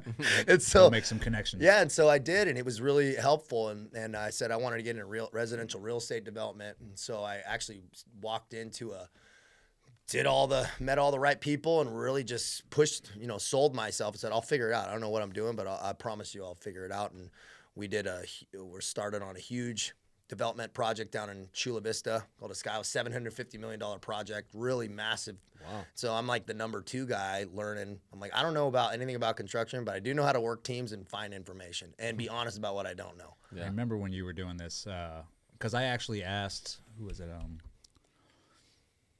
I believe his name, Welch. Because he was married to your sister at the time. Yeah, he was at my sister's wedding. Eddie was at my sister's wedding. That's right. Yeah. And so, I remember I was keeping up like, hey, what's he doing now? And I remember him telling me you were doing something like this. It was good, man. But here's the issue is, and I'm sure guys, we talk about a lot this purpose thing. Dude, I wanted to stay in the SEAL teams forever. I didn't see, that was part of the problem is I kind of felt like I was like, I'm here, but you feel like it's your identity. It was who I was. It was what I wanted to do. It was everything. It was everything. We talked about like that false idol. Like it was everything to me. And so I'm like, well, I'm just going to focus in on making money and just not even think about what I just lost. I didn't even dwell on it. I didn't give myself time to. And so I start taking Adderall in the morning to kind of get fired up and going all day and still going to the gym and still disciplined-ish, but now I'm like emotionally kind of responsive as shit, like, very volatile. I'm drinking at night to kind of take the edge off. I'm taking Xanax. I'm smoking weed at night, but I'm still sober during the day, and I'm, these lies we tell ourselves that, and I was burning the candle at all ends. Yeah. The relationship I was in was very tumultuous, and I put it on me because I was just not my best. I say the fish stinks from the head. It starts with us.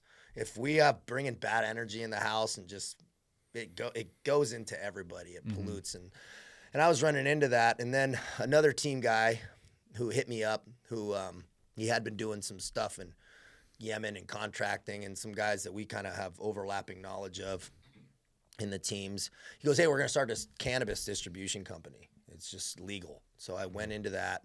Now I'm working for a venture capitalist. And so then I throw on a fentanyl habit into this, right? Dude, yeah. It started with painkillers. And people go, it started with Percocets, right? Yeah. And people ask me, oh, you get hurt? No, I just wanted to feel better. Yeah. And that was the truth. It was, I didn't have an injury. You wanted to feel numb. I wanted to feel, whatever that warm fuzzy was that made me feel. And the lies were, dude, I'm never doing it in the day, right? I'm not like, I would do it at night and like write work emails and like pitch decks and like, I would actually be working on this shit. Like, and I found it to be helpful. That's the danger. So now I'm taking Adderall. I'm doing all the things I just said a whole year, every day. Very disciplined in either direction. Yeah. I could be, if I find something works, and now I'm in a high rise, which was interesting because the high rise was downtown San Diego, looked right at the teams. Oh. I was at the top deck working for this venture capitalist. Now I'm like his right-hand man, pitching decks on multiple companies, raising millions of dollars, meeting with all these people, building a facility. Lies, man. Yeah. I'm bending reality, and as it does, dude, it all came crashing down on me, man. I mean, I went tits up doing a line of fentanyl probably 3 or 4 times by myself. I'd wake up all bloody, dude, just bleeding, with face smashed on a counter, and I'd just be like, I'd shake it off, and just like pop an Adderall and keep going, like go get stitched up at the emergency room and then go have a meeting. It was crazy. Yeah, crazy. It's a whole. It's such a crazy, like the difference between people coming, you fighting an enemy that you're trying to kill, they're trying to kill you, and then you trying to kill yourself in a sense. Like you're fighting against yourself. That's which heavy. I mean, you've probably experienced both in some ways, but like that where your own body's trying to kill you, your own mind's trying to. Dude, it was like it could look back and let's talk about faith here for during this time. Yeah. Dude, I had none of it. I always felt like I honestly didn't have time for it. That was the truth. Yeah. I wasn't even thinking about it. Yeah. I was so far. You said something interesting, Dave. Like I was running away from God. Like I needed to be grabbed, right? And I was like I was the speed wobbles. I call them speed wobbles. Like when you're getting you're getting a little too ahead of your skis. Yeah. And I was seeing them, and I had all these multiple incidents. No legal thing. I never had a legal thing since that issue had happened, ironically, since that last thing in the teams. But dude, I'm having all these personal relationship problems and just chaos in my life. All came crashing down. The wrong people knew. And now the guy said, he goes, dude, you were my biggest asset. Now you're my biggest liability. He said that to me, and it was like the biggest. I said, dude, I'm all right. I'm done. Now the relationship's gone. The job's gone. I punch out and I go to the Big Island of Hawaii, and there was some business they were going to kind of put me there for, but pretty much I got marooned, which was the best thing for me. I get out there, now I got no money. I got nothing, and now I'm homeless. I realized, where were you staying out there? I was in an Airbnb thinking like, all right, I'm going to get the next opportunity. It's going to come. I'm going to get the call, and that call never came. Now I'm cut off, and now all these things happen, and now I changed my phone number. So now this was the first time, and this was almost 2 years to the day since I walked out of jail and walked out of the teams. 2 years to the day. I had nothing, no prospects, no family, no nothing. Team guys trying to reach out to me and stuff, but I was like isolated, right? I was going to ask. Yeah. And did anybody from the teams ever reach out to you? Oh, a ton of times, right? I still got a lot of guys who are still, up and doing really well. Guys that we kind of spoke about who were hitting me up, and but I was embarrassed. I'll say this. Yeah. We can edit this out if you want later on. So when I was on that last deployment, I was talking to Welch, who was Arrington. Yeah. And he had brought up something, some incident that happened with you. Yeah. And I was like, okay. And he's like, well, I don't know. He was like, dude, I don't think he's not doing good. And I was like, well, you can either call somebody and have them go get him. Yeah. I'll give you 24 hours or I'm going to do it. Yeah. And he was like, oh, and I told Heinen, I was like, you need to get somebody over there and check on this dude. Yeah. Because what I'm hearing is he's going off the deep end. Yeah. And that was the last. I hadn't heard anything since then. Yeah. But I was wondering if. Dude. Eddie's like, I know this guy. He fights German shepherds. Yeah. We need to protect this man. Yeah. Dude, and I probably would have needed it, man, because, dude, there was the relationship problems. There was, like, violence, man. I was explosive. Yeah. I was explosive, man. Just no emotional control. Just zero. zero, and I would like to say I was accountable, but I wasn't. Yeah, right. yeah. I would like to think I had like I would be mad at myself after and be apologetic, but then was I really? Because then I would repeat these same kind of things, and that was really the root of it, man. Oh, yeah. Yeah, and then the feel God, that. dude, in the God piece, man, and so now strip it all away, right? Fast forward. Now I'm in my truck. And I dropped Jimmy Watson off at the airport. He was on the run from the feds, and so at the time, and so he comes. I bought him a ticket to Hawaii. The dynamic duo. They're two stories. And so we intersect, and we had this like week, and it was. I don't know how else to say this, but dude, I was having like biblical connections and like these guidings to the Bible. I don't know if I was losing my mind or gaining it. That was the truth.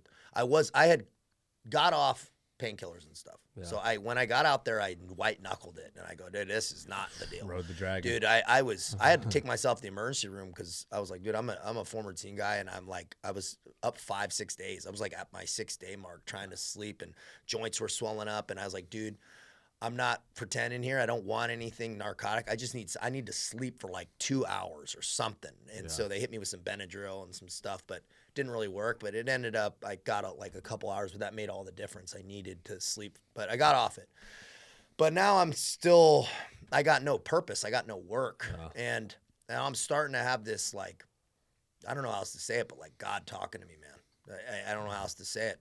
I was getting guided. I was to the book of Enoch of all things. I didn't even know what that was. Dead serious. And I'm having these connections and these like real life things happening. And if I tried to describe it, I wouldn't do a good job. But all I know is I was having this feeling of like a larger kind of force stirring up in me and like a protective feeling. So I'm sitting on this in my truck, dude, and I turn the keys off, and I have a sawed-off shotgun on my passenger seat, and I'm looking at it, and I go, I'm just going to sit here, man. And I just remember sitting there and like the whole world I had no job now, no money, no title. I was like, dude, I was a Navy SEAL. Now I'm sitting in there in this truck, thinking about killing myself. And I would go for these walks, and I'd walk around the jungle and just thinking, dude. And I had that moment of clarity where God speaks to you, and he's like, dude, you need to sack up. That's pretty much what I was hearing was, you need to sack up. What kind of destruction are you going to leave for your mom and your sister? My mom and my sister were really kind of thinking, I'm like, dude, I can't be this. And this is all your fault. This is all your decisions. Yeah. Change it. Fix it.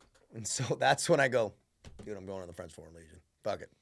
That's what I'm doing. That's what I do. Obviously, you said before when you were younger, you looked into the French Foreign Legion. So you already had that.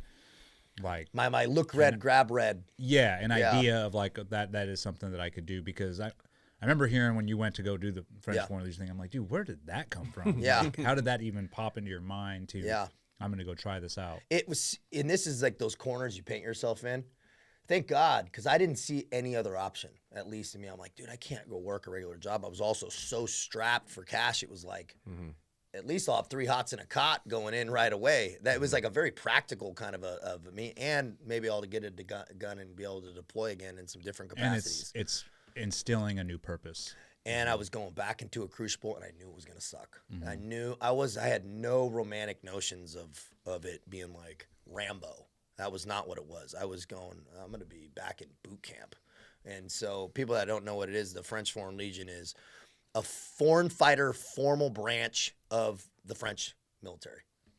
I would say it's similar to the Marine Corps as far as culture, high and tights, very disciplined, no messing around, saluting your officers, very formal. And they take from like whoever, right? 150 nations are represented in the French Foreign Legion. Wow. So it's like 1% French, but they'll change their citizenship to Canadian, because everything's in French, all instructions in French, and you have to be a foreigner, at the beginning, and they give you a fake name and a fake European Social Security number. So you volunteer your passport, and there's only one way to join. There's actually like some satellite places near the border, Germany and whatever, but there's 2 collection points, main ones, pre-selection centers in Paris and Aubin, which is down south, and you just go knock on the door like Wizard of Oz.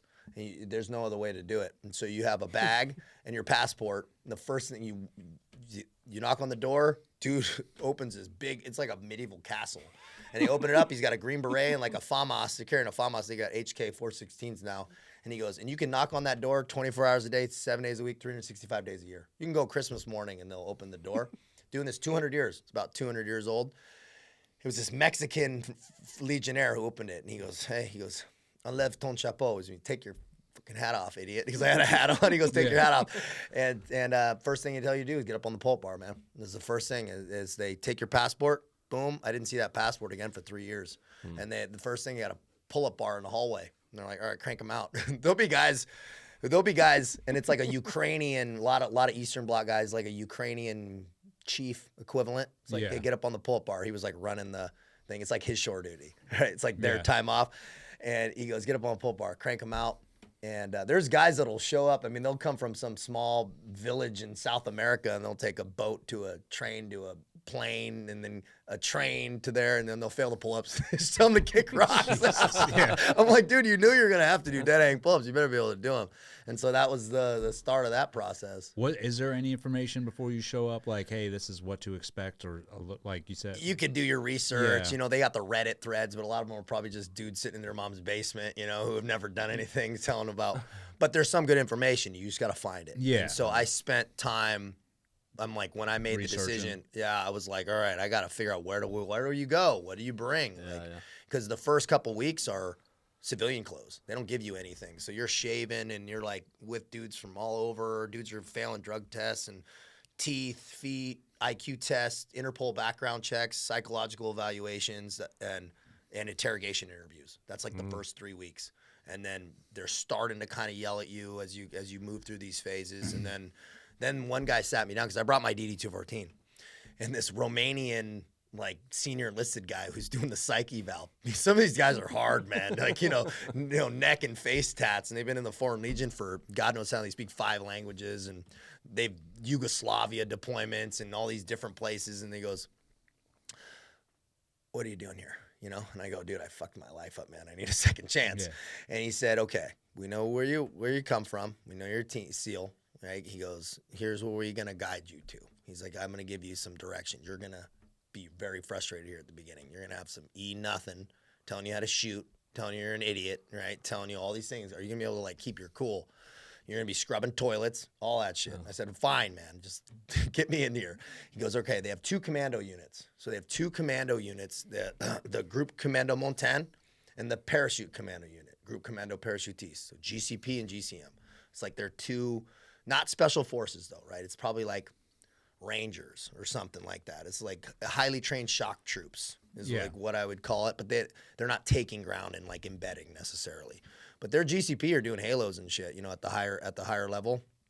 But he said, "I suggest you go to GCM, and so go to this regiment." So I went through their selection and their boot camp and all that stuff, and ended up requesting and going to their. How difficult was like the selection and all that, as far as, I mean, physical standards and then also tactical, like, you know, knowledge based. Tactical, very bare bones. Yeah, that's what I would. Very basic. I mean, shoot, move, and communicate on a very basic level. Yeah. Some guys are pretty advanced, though. You probably have 10% of guys that are special forces in there, like Belarus, you know, Ukraine. They're like equivalencies and they go there because operational experience. Those other places aren't. Obviously, Ukraine's a little different now, but Belarus is an op-in in Afghanistan. You know, it's like they're not doing that type of stuff, and they get paid 3 times as much. Even at their other, you know, even as an enlisted legionnaire, they're making 3 times more than, as an example, a guy from Belarus who's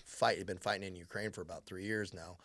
He joined because he's making 3 times more, even as an officer, right? That he was making, and so some of it's passport and nationality, because if you go 7 years, you can get French nationality. That's the other piece. It's kind of modeled after the Roman legions, how they got the carrot of citizenship at the end of this thing. Yeah. How difficult, like, as far as like compare it to Buds? Like, I mean, is it Buds is its own animal. Yeah. Like Buds is, I would call it its own animal of selection. It's much harder, right? As far as the physical and even part of the mental side. the psychological piece in the Foreign Legion is different because you're getting yelled at in a foreign language. You don't know what they got. Russian people are speaking at you in Russian accents, but yelling at you in French. It's weird. And they love to run. You would have thrived, man. You would have crushed it, man. I was paying the man. I've been getting yelled at by the guy by the ambulance, by the diesel in 2 different countries now.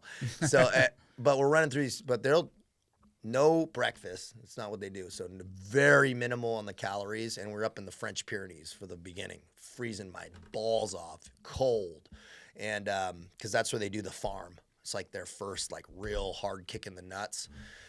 And we started with by selection, you get to about 40 or 50 guys. I mean, we had guys from Thailand, Colombia, South Africa, Mongolia, all over, man. And probably about 5% Nepalese and 5% Ukrainian. So 10%, a lot of Ukrainians at the time. And then Ukraine kicked off and the dynamic kind of changed. But yeah, we're running, half marathons, eating a piece of bread and some coffee and running half marathons in the snow, rain. I mean, they run every day. They love it. Yeah. They are all about, maybe it's like the French philosophy on infantry, but it comes from that Algerian kind of like conquest, where it's like marche ou crève, which means march or die. Like all the stragglers, you die in the Algerian.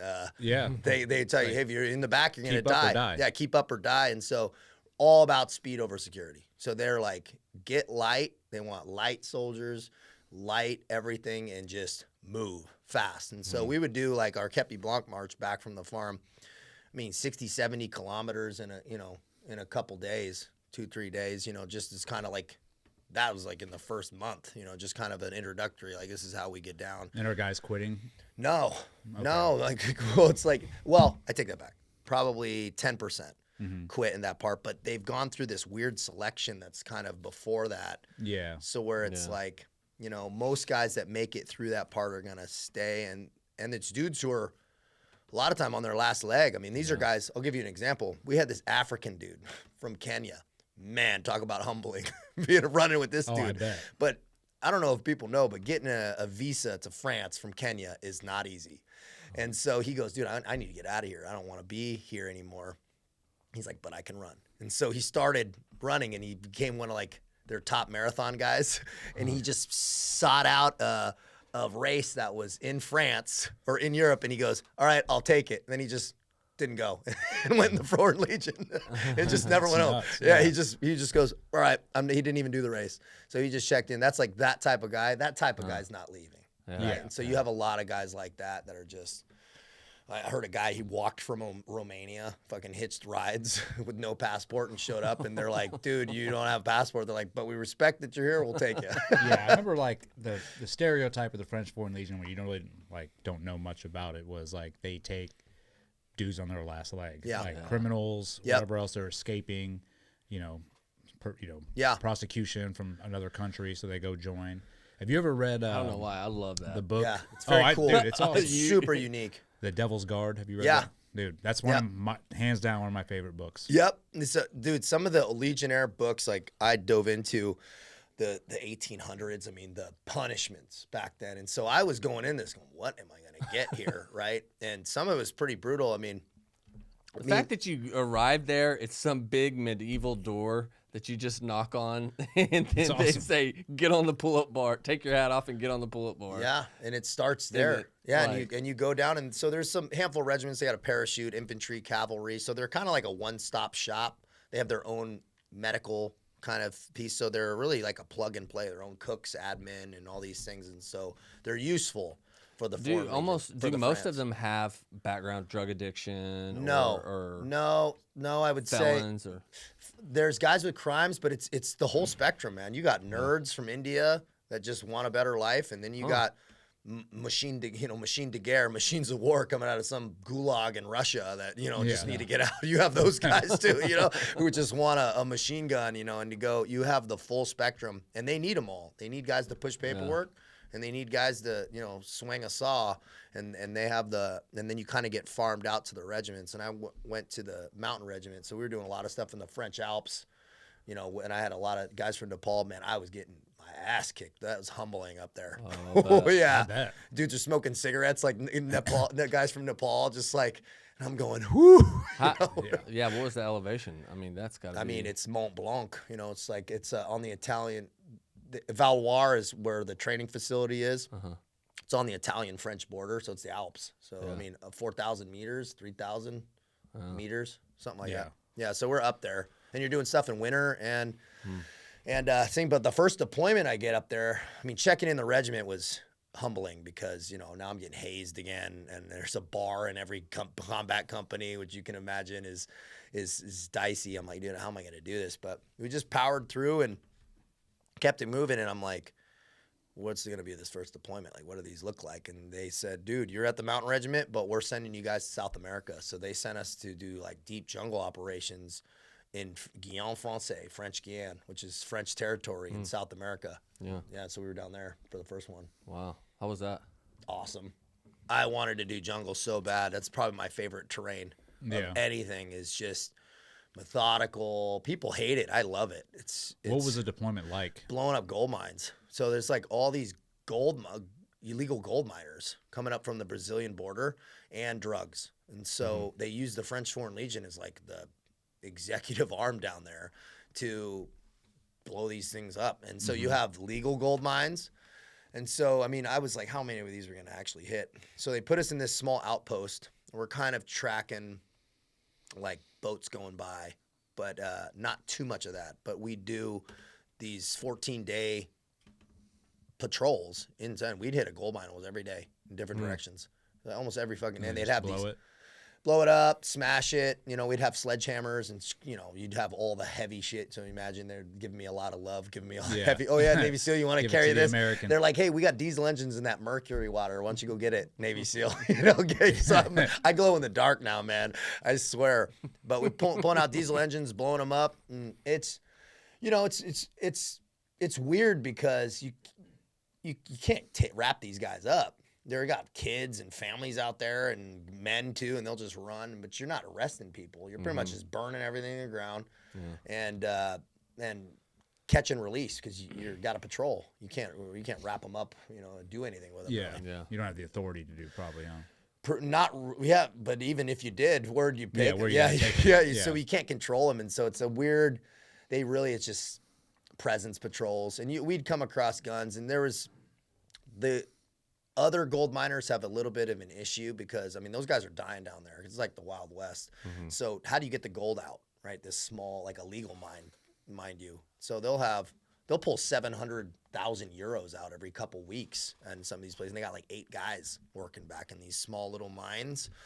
How do you get the gold out? Well, you get on a little dirt bike and throw a backpack on, and dude sits with a gun and does it goes wee, and these guys are taking shots, and they have outlaw groups that try to intercept them.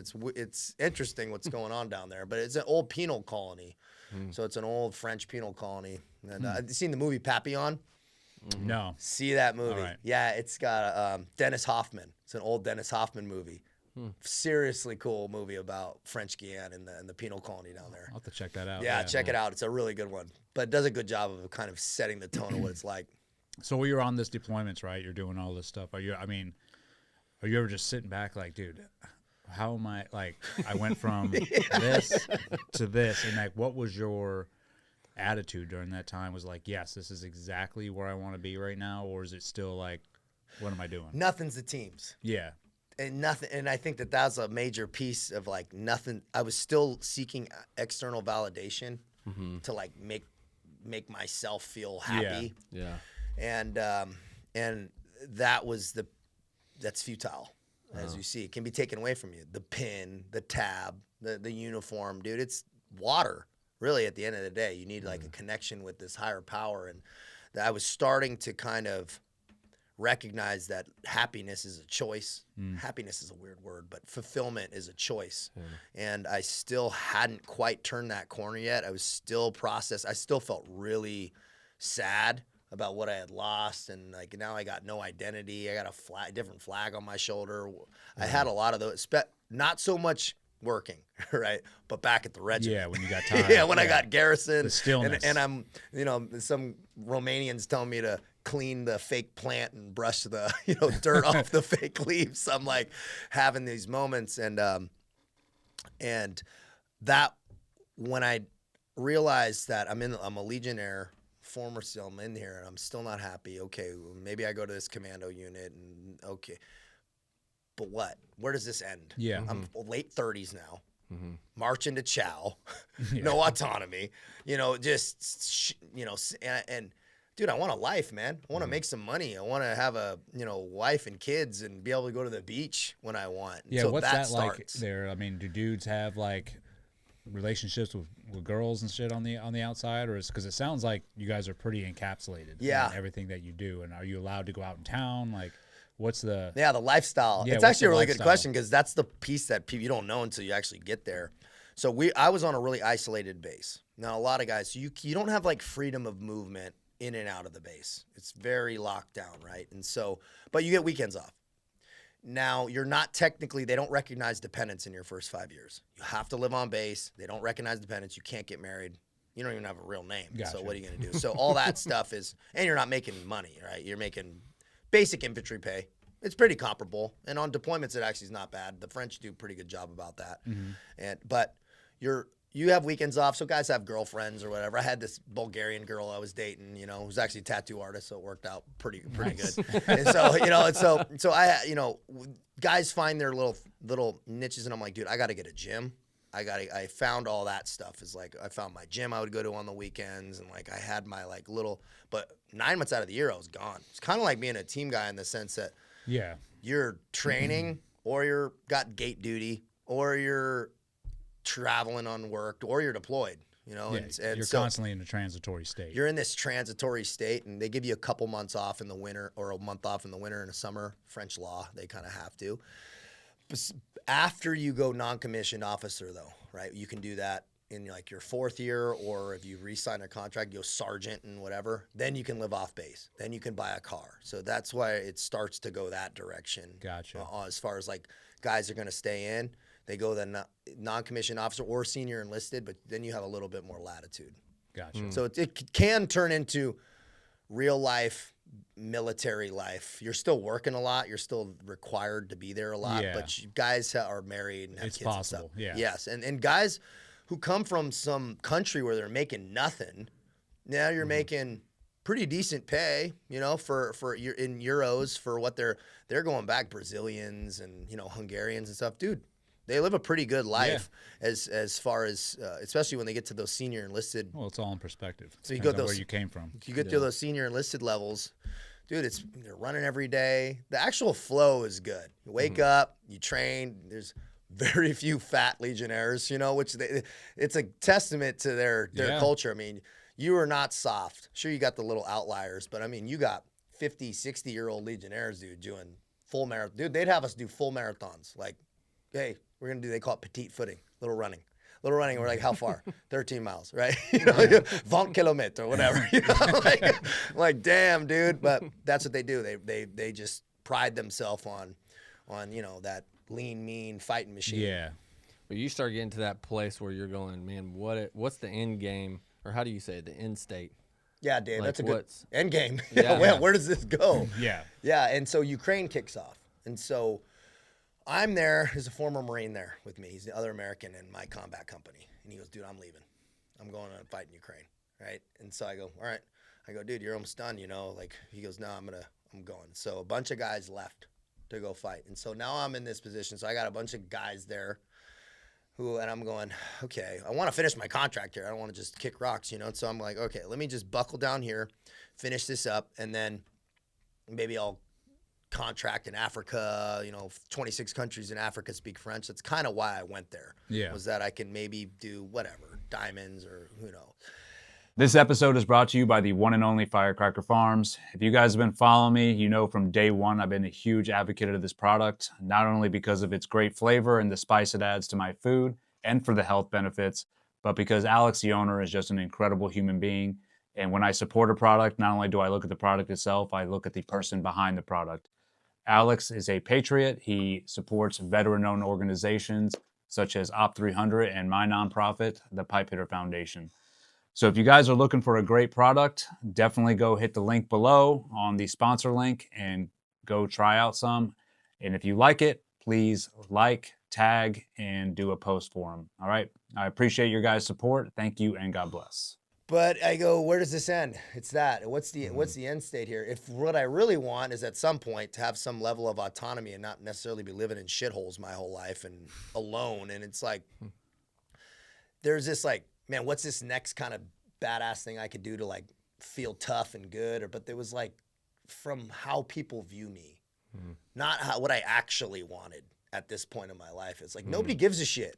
That's what you realize. You're like, dude, nobody cares what I'm doing. It's like the people that love me and stuff don't care if I'm a Legionnaire or like, they don't care. It's that bolt-on identity is not really what matters at some point. And I don't get to share it with anybody. You know, I'm off the grid. I hadn't talked to anybody. A couple people knew I was there, but that was it. And I'm like, well, okay, what does this look like? And so I really started to frame, and I didn't know what it looked like, but I knew I wanted to feel better in the moment. So that's when I started ratcheting my daily habits in. I would wake up earlier even than the Legion would do. I'd work out in like the bathroom, just getting my mind right, having a more deliberate morning, started tracking my food and just tightening up. Even though my discipline was good, I needed to feel better and have more control. It really started from a control aspect of like needing to feel more empowered. And so that's when I started prayer. I really started diving into to scripture, Stoic philosophy, dude, samurai philosophers, just really started to I need to just enhance my level of knowledge and wisdom and control. And once I started tightening that up, man, I really started feeling better. I was like, man, dude. And then I was having good days for a couple of years, you know, and I look back and I'm like, man, I'm having good days even in the Foreign Legion, you know, and I was even getting hated on by some of the French officers because we deployed to Estonia after that to when Ukraine on the Russian border.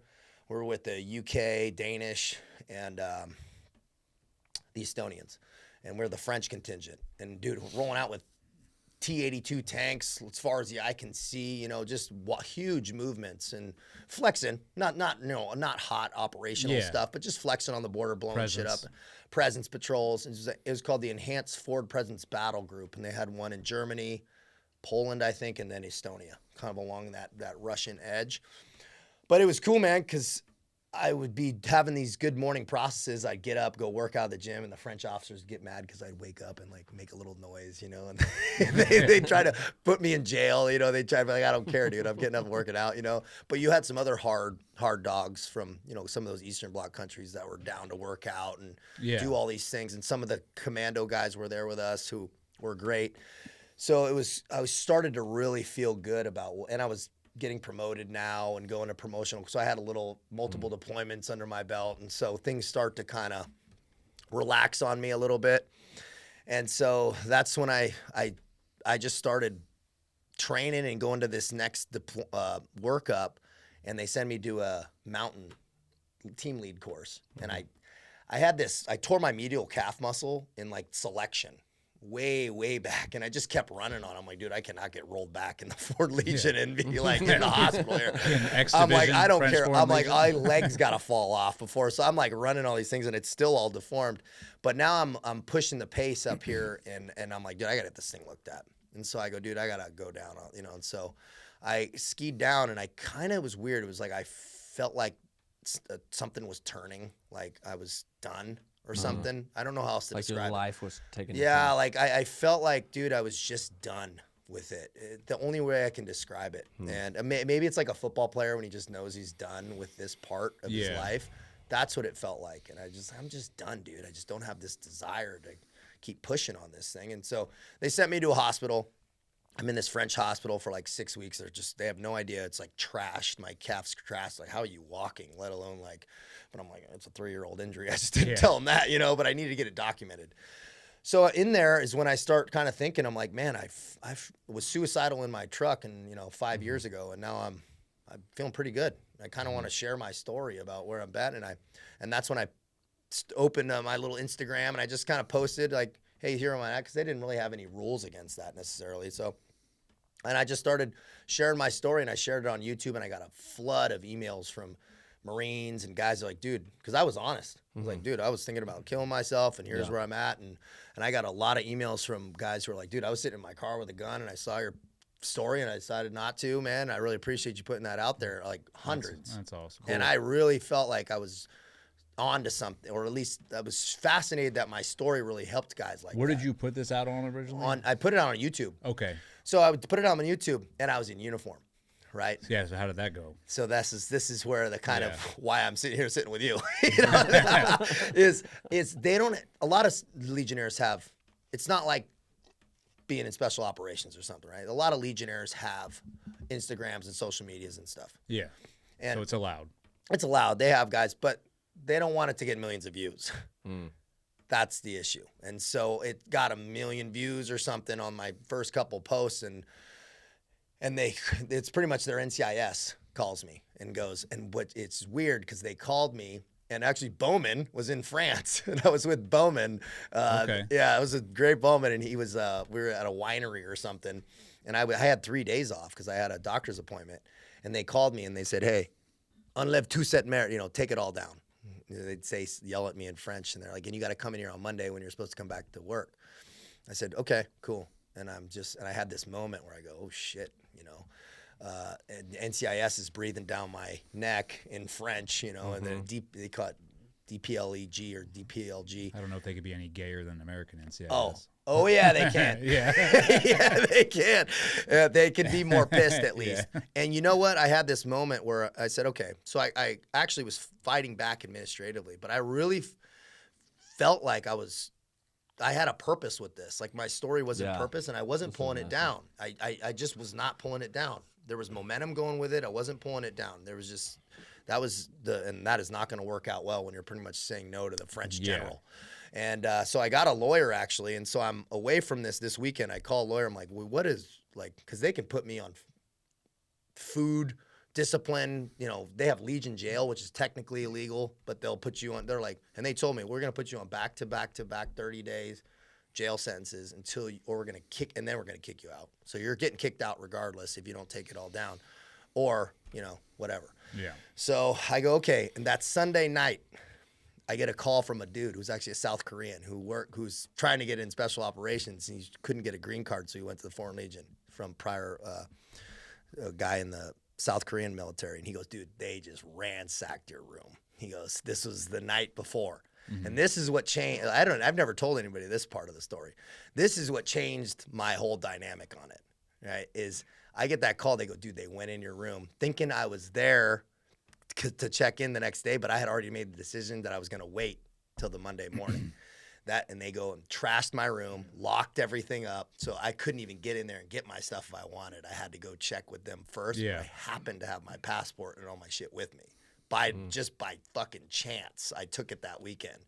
And so I go, okay, they're playing hardball. So they rolled in my room heavy and locked everything up. So I never got any of that stuff back or any of my stuff, and never could go back to that room. And so I just fought it for a couple months, staying away. And I had a doctor kind of saying, yeah, well, he can't go back there because, you know, you're going to wrap him up, and we're trying to figure this out. And so we played this dance, and pretty much they're like, no, dude, you're taking it down, and my lawyer was like, dude, you're not a citizen here.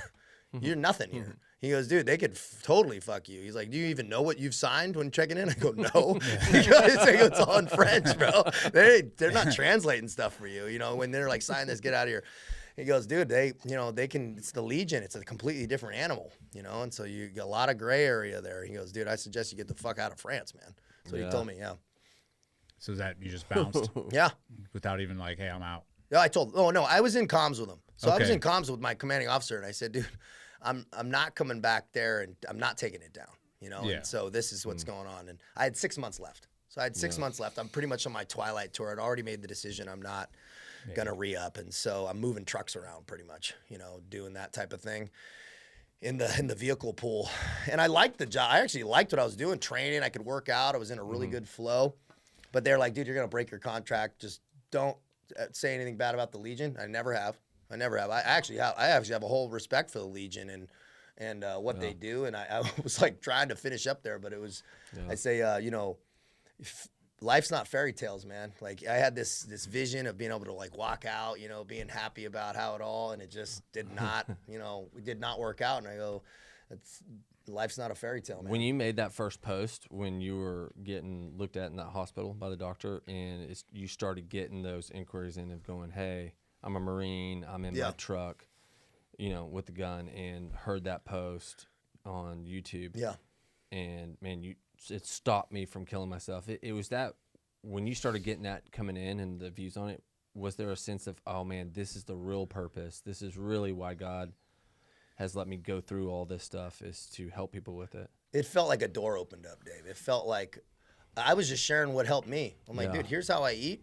Here's how I train. Here's what I started doing in the mornings that really started to kind of quiet that storm or that self-sabotage, how to get out of that cycle of self-sabotage, whatever that was, and how to just feel better about my day when I woke up and feel more proud of myself and getting out of that cycle of guilt and shame. And it's not about living like a monk, right? That's not how I live, but it's like, dude, we can hold ourselves to a little higher standard, be better men, be more accountable to our own energy we're bringing into the house. And this is how I've started doing it. I started doing it from my barracks room. And I just kept it going since, because I was actually working with guys while I was still in a barracks room, technically. Yeah. The grittier the story, the more I like it. Yeah. The more authentic and real it is, and the more, because real stories are messy. Yeah. And especially like the more effed up they are and the more they self-sabotage and do stuff, I tend to be like, oh, I love that person so much more. Well, you're a guy, Dave, that's risen up, man, and pulled yourself out of a dark pit, man, and became successful, and it's hard to do. Yeah. Hard, but especially with faith, I feel like it's necessary. So much of that was God grabbing hold of me and taking me through that. Yes, like there's effort and stuff like that, but I mean, similar to yours, it's like, man, I was doing everything in my identity over here, and God grabbed a hold of me. Yeah. Like you in prison when you had that moment. Yeah. Yeah. I mean, God works in mysterious ways, right? Yeah. We'll never be able to understand like why he does the things he does, why he puts us in the positions that we're put in. And that's where, you know, faith comes into it. It's like, you just have to allow yourself to be like, okay, God, guide me wherever you're taking me. I know it's the right path, even though it's not the one that I chose for myself, or that one that I would want.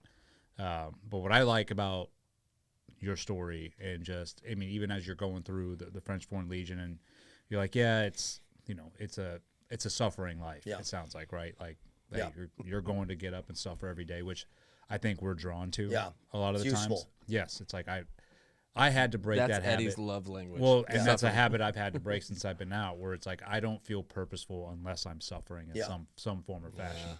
But what I liked about yours is like you were in that state, and then you just decided to, which is what any good soldier, Marine, SEAL does. Is like, okay, I'm here. I'm not leaving here, but what I can do is start improving my fighting position. Ooh, I like that. And in the best way possible, which is why I'm going to get up earlier. I'm going to start really like narrowing down on what I'm eating. I'm going to delve into the Bible, delve into Stoicism, delve into like all this wisdom.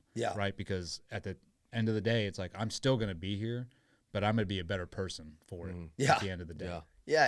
It's just a slight shift too. Most people, and we don't need this like major course overhaul generally. It's just like, it's like, you know, the rearview mirror when you kind of like flip it and it's like nighttime and it's like bright, and then it just, what even changes? It's like whatever it is, it's just a slight change, but it changes everything. And I shifted and I saw things more clearly off of just being at a better frequency, just at a better vibration, out of just slight different things in the day, which we gain strength through restraint. So kind of, you know, porn and this and that, all these things that kind of hold men back, that hold us back, that I needed to shed a lot of it. It was just, for me, I need things simple. I need my closet simple. I need my stuff simplified. And it was like simplifying and streamlining my life and what I was doing and where I was putting my energy. And even in the Foreign Legion, right? And as I needed to strip it down even more to studs and then really get connected to this conversation with God. Come on. Like this conversation that is connected and we should all have. It's like, it's not necessarily, you don't have to go down it. It's right here, man. It's right in this room with us right now. It's right in that barracks room. It's right in that car with you when you're driving. Like, it's God's always with you. And that was a empowering feeling to recognize, like we were talking about, like guys who just operate not necessarily on the up and up, who are honest. I go, bro, transparent living is powerful. Yeah. It is a cheat code when you can go home and look at your wife in the eyes. You're not doing weird shit, I've made all the mistakes. Yeah. And I decided now, because I have a daughter now, 14 months old, and it's like now a fiance, bought a house, like a lot's happened for me, right? Coming back, and it was because I got right with, what I really feel like God wanted for me, which is be honest, man. be honest about who you are, what you're doing. Be transparent. You're not going to be perfect. Yeah. You're going to fuck it up. You're going to stumble, and I have. But it's totally different, right? It's like you get tighter and tighter and tighter into things that you're not necessarily going to be religious. I almost think one of the very first steps into having a relationship with God, especially if you've never had one, never had a desire to, I was similar. Like I just never thought about it at all. Yeah. I didn't believe in him. I really didn't. I would have told you I would have, but I didn't. Yeah. But it's just starting to get honest, just true honesty.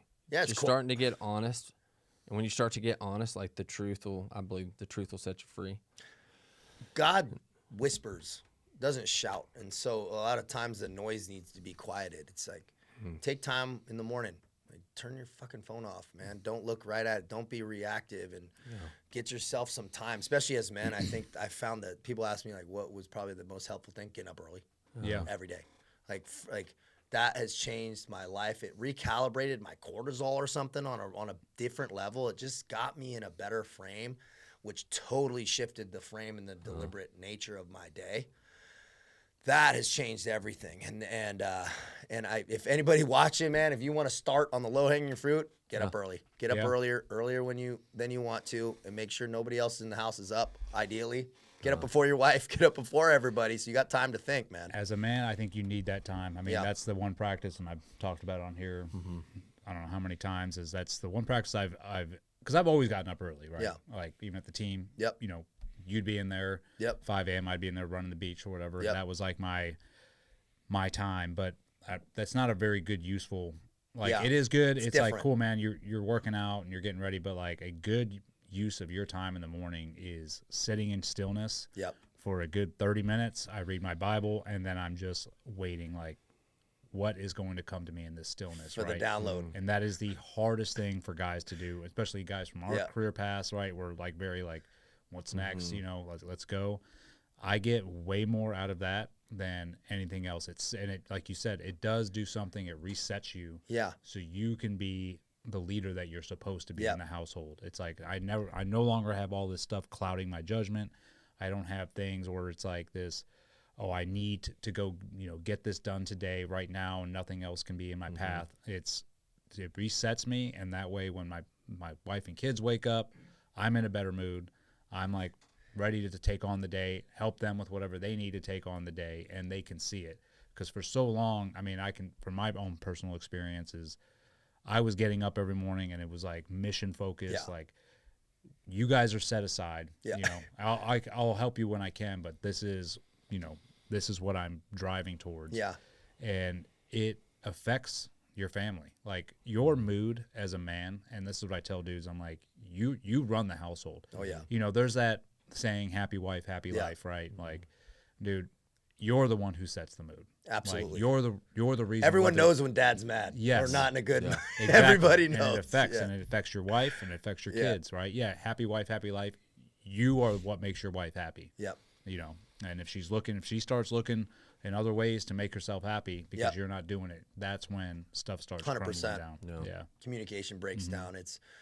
That was really just this evolution of consciousness, of mindfulness. It was like, that was the process of, if I could boil it down, it's just an evolution of intentionality in my life and my day, and not perfect, right? But just much more intentional about what I'm doing. And that made all the difference, man. And then, come back to the United States, it was just so good touching back here, how was man. that? Bro, when I got back here, the customs guy, so I have a sea bag, because it was like everything, I just threw everything in. I'm like, I'm jamming. I got my bag, and I have a sea bag, and he looks at my passport, man. It's got one stamp, France, and then nothing. And he goes, where you been? And I go, French Foreign Legion. He goes, welcome back, son. And so I just came in, man, and it was nice, dude, seeing my mom and, you know, just come back in San Diego. It felt good, dude. It was like, felt like a victory lap. Just, you know, I'd visualized it for so long, what it would feel like coming back in a successful way and having some momentum with stuff. And it really, I just feel grateful to God, man, every day. And that gratitude, man, it's a cheat code. Try to stay grateful. And, you know, there's pressures, business pressures, bills, right? There's all this shit that comes in. Distractions, and not feeling like I'm doing enough, or am I, you know, dropping the ball here? We all deal with it. And but I just feel it's like working to stay grateful even for those times, because there's like times in the Foreign Legion, definitely in the beginning, when I was praying to be in the situation I am now, having the problems I have now. Yeah. And like, dude, don't lose sight that there was that time where you prayed for what you got. Don't be looking at the next thing going, I wish I was over there somewhere. I'm not there. Yeah. And no golf carts. No driving golf carts. No golf carts, dude. I haven't seen one. I lived on, dude, I moved back in last year. I just moved from there. I was in a gated community on a golf course, and I was looking down, dude. I'd never golfed once. Dude, I just watched them. Never again. Yeah. It's easy to look backwards from where you're at now and see how God worked through things. It's hard in the moment to see where God's taking you. Yeah. And I think that's like, we're all well still, said. We're both, all three of us, we're still on our journey. Yeah. And so there's new stuff that's going to come that we'll look back on and go, oh, okay. Yeah. But I think that's really good for guys that are in the middle of it. You left there from Hawaii in that truck intersecting with Jimmy Watson, which I love. But you left that truck a broken man, you know, like at the end of his rope, suicidal. Yeah. And then you came back to the States like a new man like a whole different person. Yeah. And it's easy to see now, but like if you're in the middle, if you're in the truck at this moment, then that's the hard time to go, okay, just make that little 3 degrees shift. Yep. Just do that little bit. Okay, maybe there is a God, and maybe I can have some sort of relationship with him, you know? And I don't think it's a bunch about knowledge. I think it's more about action and just taking a step and a little shift. You know, I like your example of the rear view mirror. Yeah. Of just a little bit of a change, completely different view. Completely. And grateful for that ability, healthy here, ability to actually take action in these steps. And I don't know if it's right. I don't know if it's going to be the right or perfect call. And dude, I'm just here for it. And I know if I just arrive at those junctions in the best possible capacity I could possibly be, doing the right shit, it'll work out. Yeah.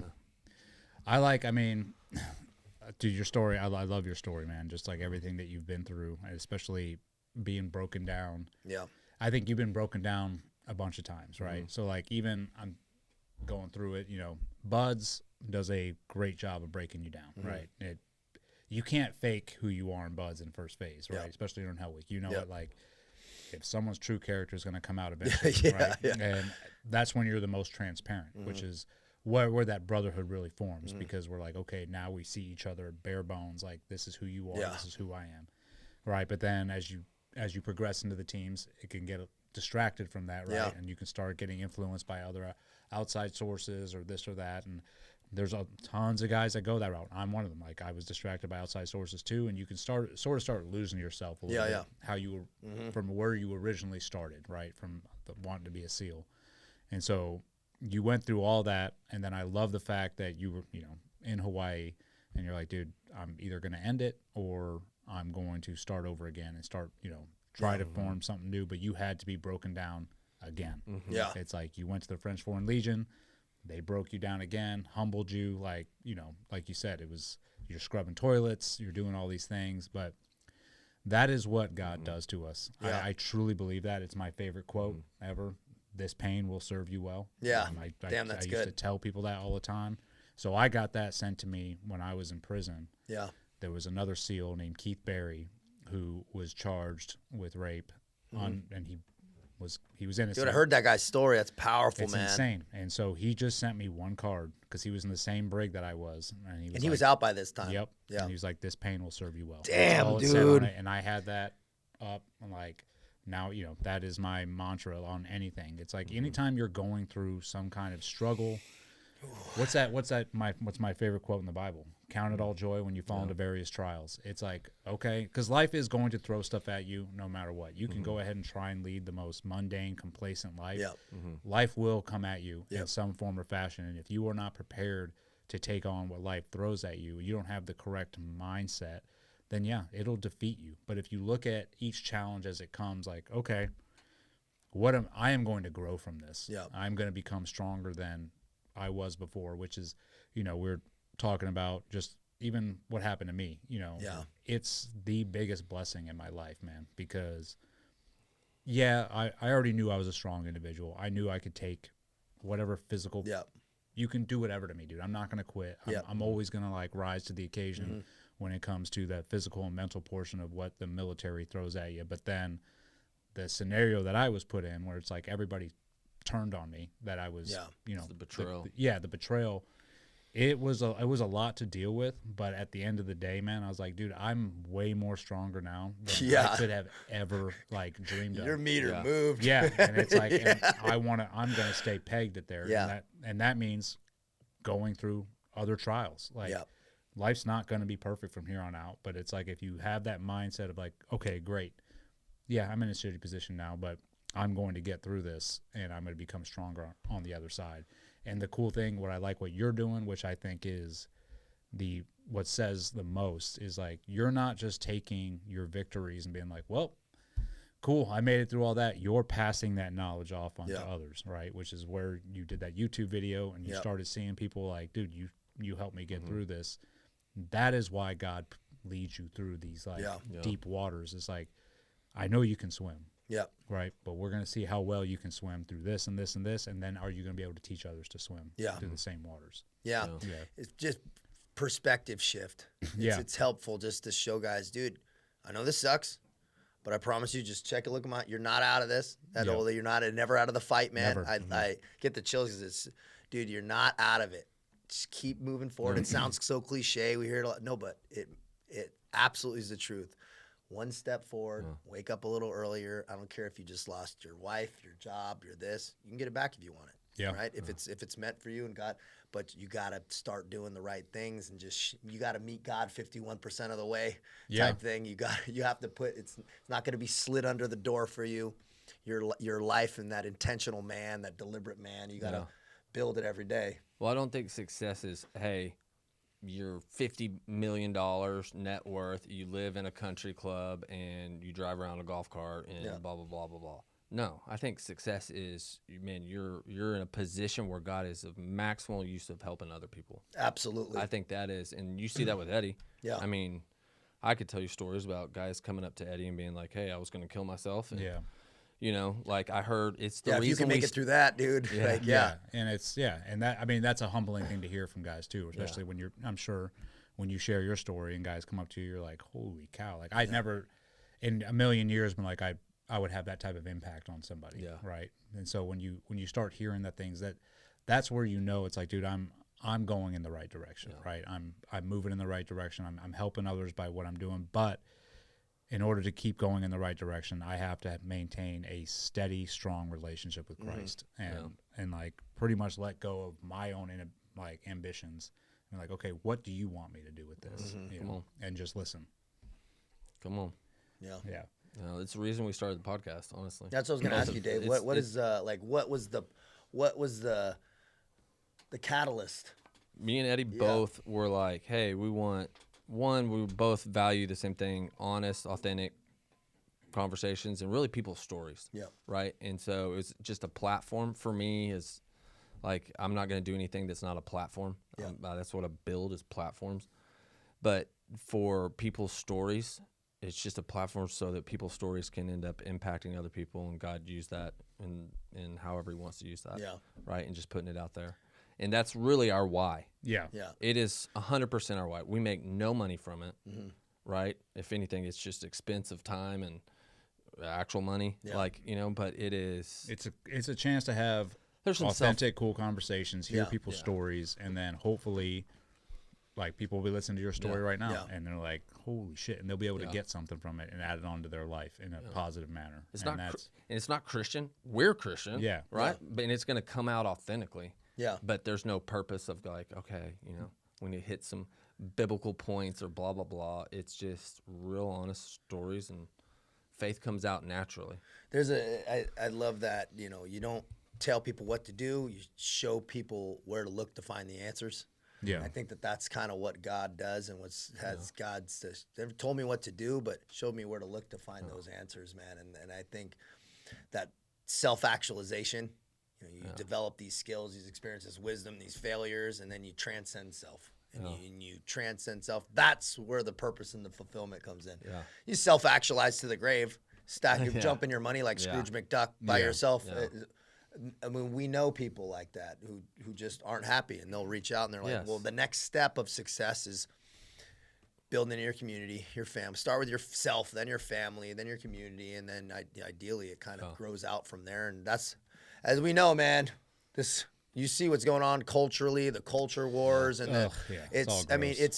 where does it stem from, dude? It starts with the nuclear family, the men. It starts with men, dude. It really does. And so we have to hold ourselves to a higher standard if we expect to make any type of change, and not to be grandiose and think too big, but it really does start with yourself. You're not gonna change shit if you can't change yourself. Exactly. Yeah, you got to fix what's in here before you can start fixing what's outside of you. 100%.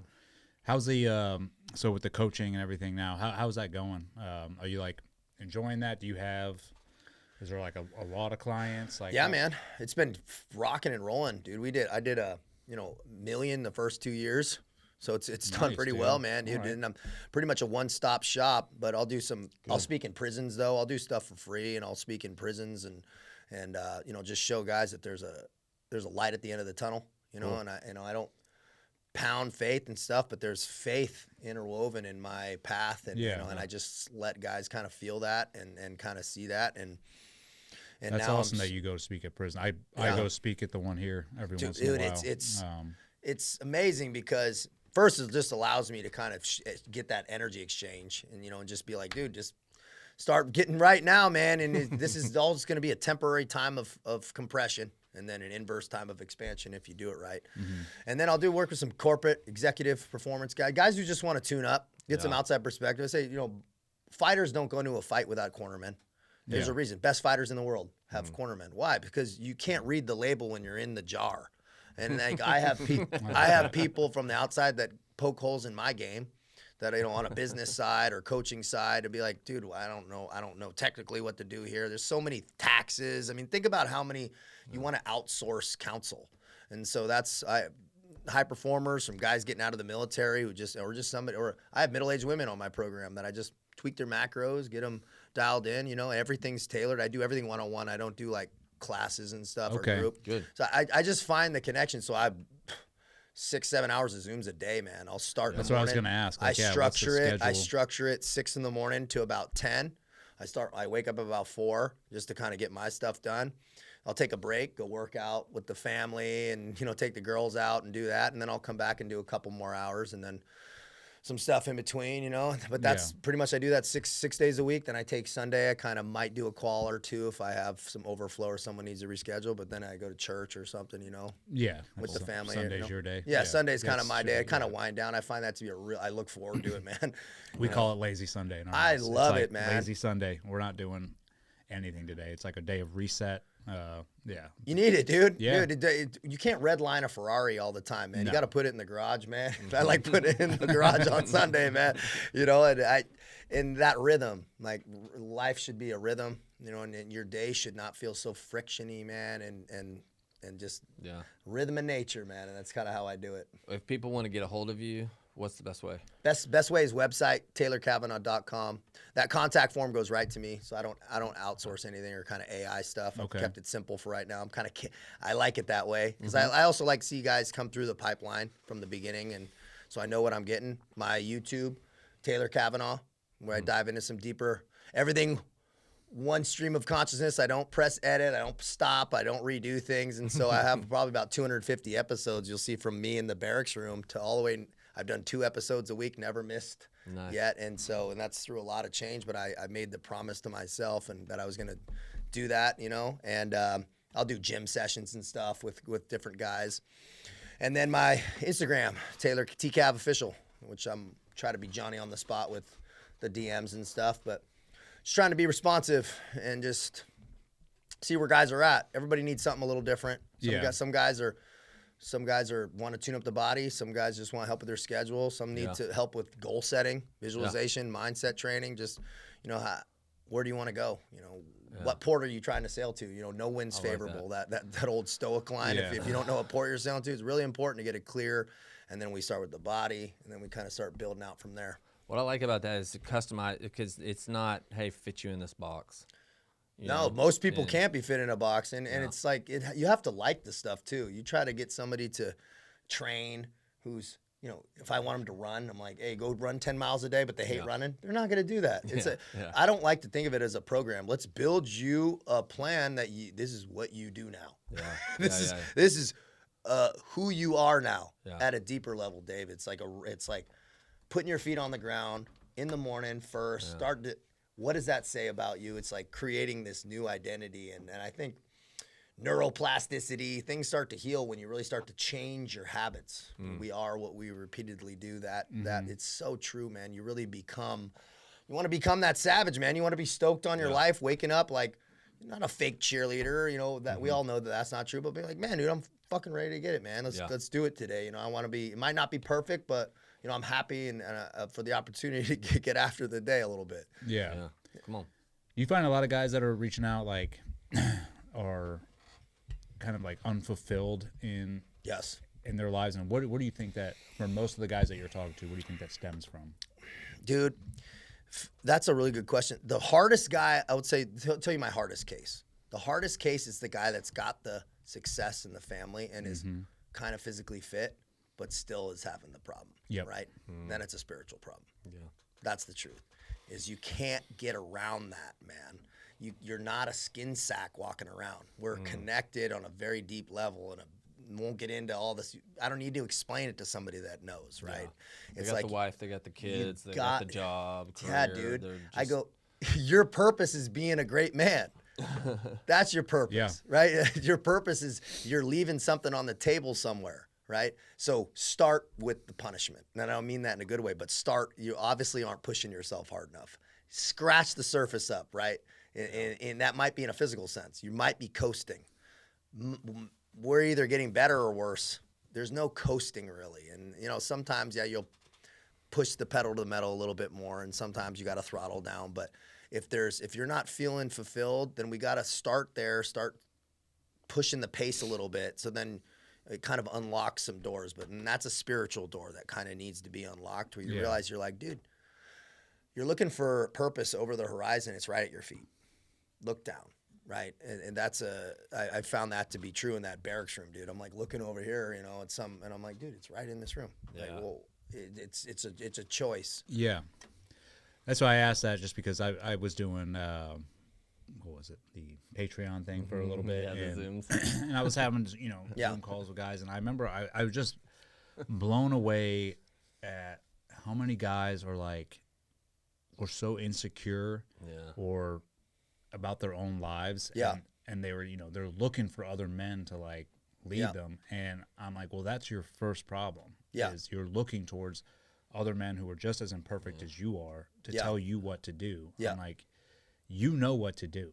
It's up on you to get up and go do it. Like, I can't sit here and hold your hand and tell you, go do these things. I'm like, that should be instilled up in here already. And I was like, if you don't have that, I was like, then that's where I was getting frustrated with dudes. I'm like, dude, because maybe that's just my own personality too. Where I'm just like, dude, get the fuck up and go do it. Well, that's the instruction. Yeah. Right? That's what's missing. Yeah. Is the piece where they go, wait, why don't I just get up and go?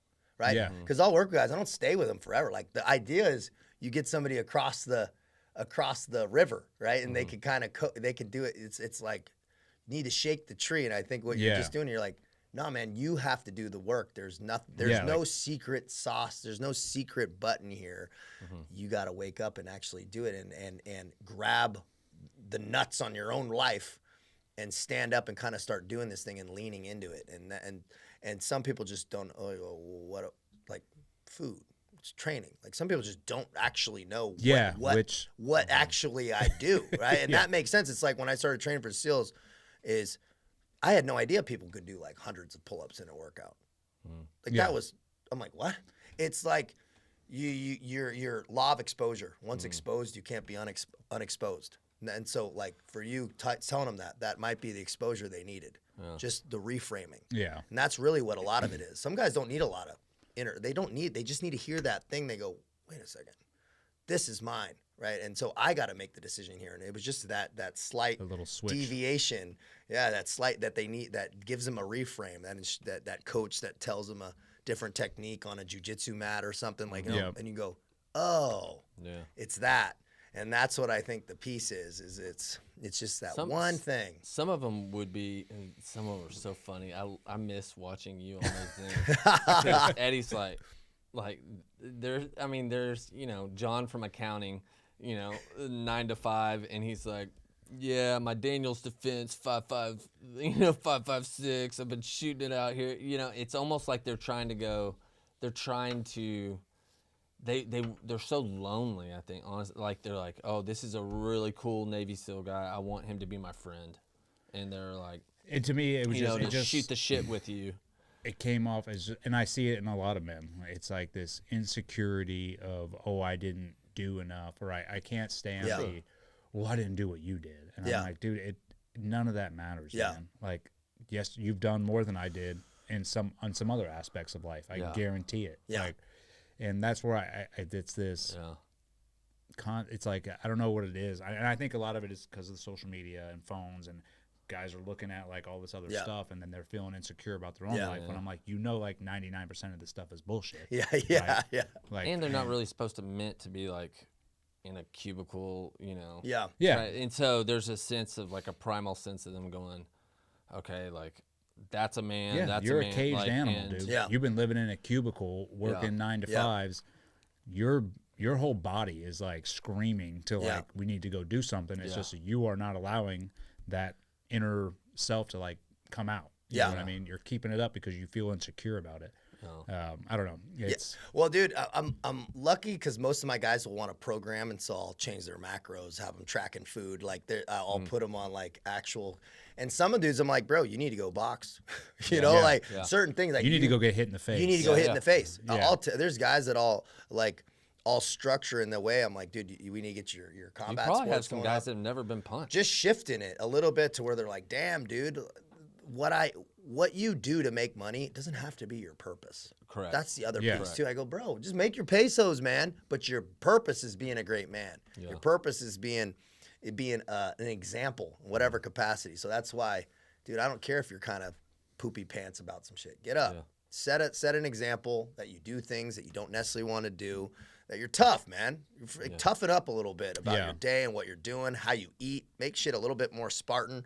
If you need to harden up, you need to harden up. You can't be looking at your mirror in the mirror trying to Jedi mind trick yourself and be mentally positive when you look like a bag of milk. Yeah, it's not happening, dude. And that's part of it. You got to be present. You got to be proud of your presence. And so if you're not proud of your day, then we need to start there. And I try to pinpoint, where are we not proud in our day? What part? Okay, well, no, I'm not. I got no morning process. I go, well, that's where we're gonna start, and then the food, and then this, and then it's amazing what happens. Dudes are now taking their families to church and doing stuff, and they're like, dude, drop 70 pounds, and like it's amazing to see this transformation when and they're like, damn, dude, not every day's perfect. It shouldn't be, man, because you can't appreciate the good days if every day was good. Yeah, you need those rainy days and all that shit's coming, but at least you feel proud of yourself for how you navigate it. Yeah. I do think you dealt with some, though, that was like they're trying to be something that they're not. And it's like, hey, you're not going to be a Navy SEAL at 40-something years old. And like, hey, that's not your path. Yeah. Now, should you be healthy? Should you, do tough things? Yes. But and I think there's this big misconception, too. It's like, oh, and he's like, oh, you're a Navy SEAL or whatever. Name your special operations branch, right? Yeah. Like, you're what a man is. Yeah. And it's like, dude, and being a SEAL, like, it hits some wickets of being a man, but you are farthest thing from being a man. Like, I'm like, there's a lot of gaps. I've grown more since I've been out of the teams into being what a man is supposed to be than I did when I was in the teams. Absolutely. And that's what I try and tell those guys. I'm like, dude, it's a constant process, man. And yes, there's so many aspects to what being a good man is, and like what being a solid protector and provider is. I'm like, it's not just these three things. Like, I got to be tough, I got to be this. It's, dude, you have to hit all these wickets. You have to have emotional control. You have to like know when to ratchet it up or ration it down. You have to realize like your presence alone in the household is what holds the family together, right? And there's a lot. You know, I know I learned getting out. I was emotionally retarded. Like, I had no control of my emotions. I was That's like, a good I was too. Yeah, I was like, my wife always said it. She's like, you're so emotionally unintelligent. And I used to drive me nuts. Because I'm like, first off, you know, and unintelligent. She's like, it's right there. You know? And that's where I've learned. I'm like, okay, controlling your emotions, because in the teams, in the military in general, it's like there's no classes on control emotions, right? It's like if you have emotions, you better fucking hide them. Right? Because you're going to be judged on all that stuff. And there is a time for that. Like, we don't have time for your emotions right now. We're at war. Like, great. But at the same time, it's like, that also becomes a detriment. And I think, you know, part of growing as a man is actually getting in tune with who you are, your emotions, spiritually, physically, mentally. And it sounds like that's this type of stuff that you're putting out because of everything that you've been through, man, which I think is awesome. Yeah, and to kind of like wrap this up, because it's such a good place to kind of end it, is people will be like, oh, I'm not proud of what they've done in their life, or maybe feel like they. Yeah, me too, man. There's things I left on the table. Do you have regrets? I go, ton of them, man. I mean, you know, I was trying to screen, I messed up. You know, there's things that I go, man, I could. But you know what? I go, dude, there's dudes at the top of any field, call it tier 1 or whatever, who aren't happy. I go, and we know a lot of them, right? Who are praying to get a job and be working in the civilian. I go, I'll tell dudes who are working, they got good jobs. I go, you know, there's dudes up and that are just like trying to get out, praying that you're to get where you're at right now. With a family making money and you're wishing you're there. And now we go Starbelly Sneetches, man. Everyone's trying to wish where they Grass over is here. always greener. Grass. I go, dude, if that's the case, then it's all right here. It's a decision that, dude, where you're at, the grass is greener where you're watering it. It ain't over there. It's not over there. Everybody's got their own path. And so if everybody's not happy with where they're at, then that means that it's with the individual. It's not the external thing you're doing. Sure, yes, achievement has a thing, but you achieve what you need to here and play the hand you're dealt. I'm not going to the NBA, man. Not happening. And I'm not going to be sad that I'm not, right? You know, it's like, dude, don't be worried about that. It's an extreme example, but it's exactly that. Handle your family, handle your business, man. Make yourself proud every day. Make your family proud of you every day. Your wife, your kids should be like, dude, that's my dad, you know? That's how, dude, that's purpose. Leading your family in the right way. The people you love are proud about you, are proud of you. Done. Stop overthinking this shit. It's the overthinking, dude, and stop trying to squeeze more out of it. Comparison. No need. Comparison's a thief of joy. It's right here, dude. So stop. All right, that's awesome. Well, we'll end on that good word, man. And before we go, we're going to give you a gift from one of our sponsors, Firecracker Farms. I don't know if you've tried this stuff yet. Dude, I've seen some content of these guys, dude. Yeah, man, this stuff is fire. This is the one that I sort of came up with. It's called Apocalypto. Or how are you with heat? Huh? Do you like hot? Dude, I like it hot, man. Okay, well then this is perfect, brother. Heat it up. Yeah, man. You can take that back with you, dude. Put it on your food, and if you like it, awesome, the guy who runs that, Alex, is like just a phenomenal dude. So if you like it, if you want to do a quick post, be like, hey, this stuff's fire. Yeah, I really appreciate your guys' time, man. And dude, Eddie, it's a trip coming back down here full circle, dude. Yeah, for man. real. I do. Started the SEAL career with you, man, and now coming back here, dude. 16 years later. Dude, we'll have to get you back down here too. Yeah, I'd love to. We'll talk later about some courses that we're putting on. Dude, I'd love to, man. We'll get some synergy on stuff, guys. Yeah, for sure. For sure, brother. All right, man. Appreciate you, bro. Thank you, man. Appreciate you. Yep. All right, out. This episode is brought to you by Aqua Vitae, Destin's premier IV therapy and oxygen bar. Listen, I know the older I get either days, sometimes weeks where I'm feeling run down, especially from all the travel I do for work, and sometimes just the stressors of life bringing me down. And that's where this IV bar comes into play. I've been using it now for a couple years. I do it once or twice a month in between trips, and really just helps me boost back, gets my immunities back up, just keeps me healthy. And I can say ever since I've been using it, I really haven't been sick. So if you guys are looking to just improve your quality of life or bounce back from maybe a sickness or a cold or possibly a hangover now that we're in spring break, definitely go check out Destin's premier IV bar, Aqua Vitae. All right, I appreciate your guys' support. Thank you, and God bless.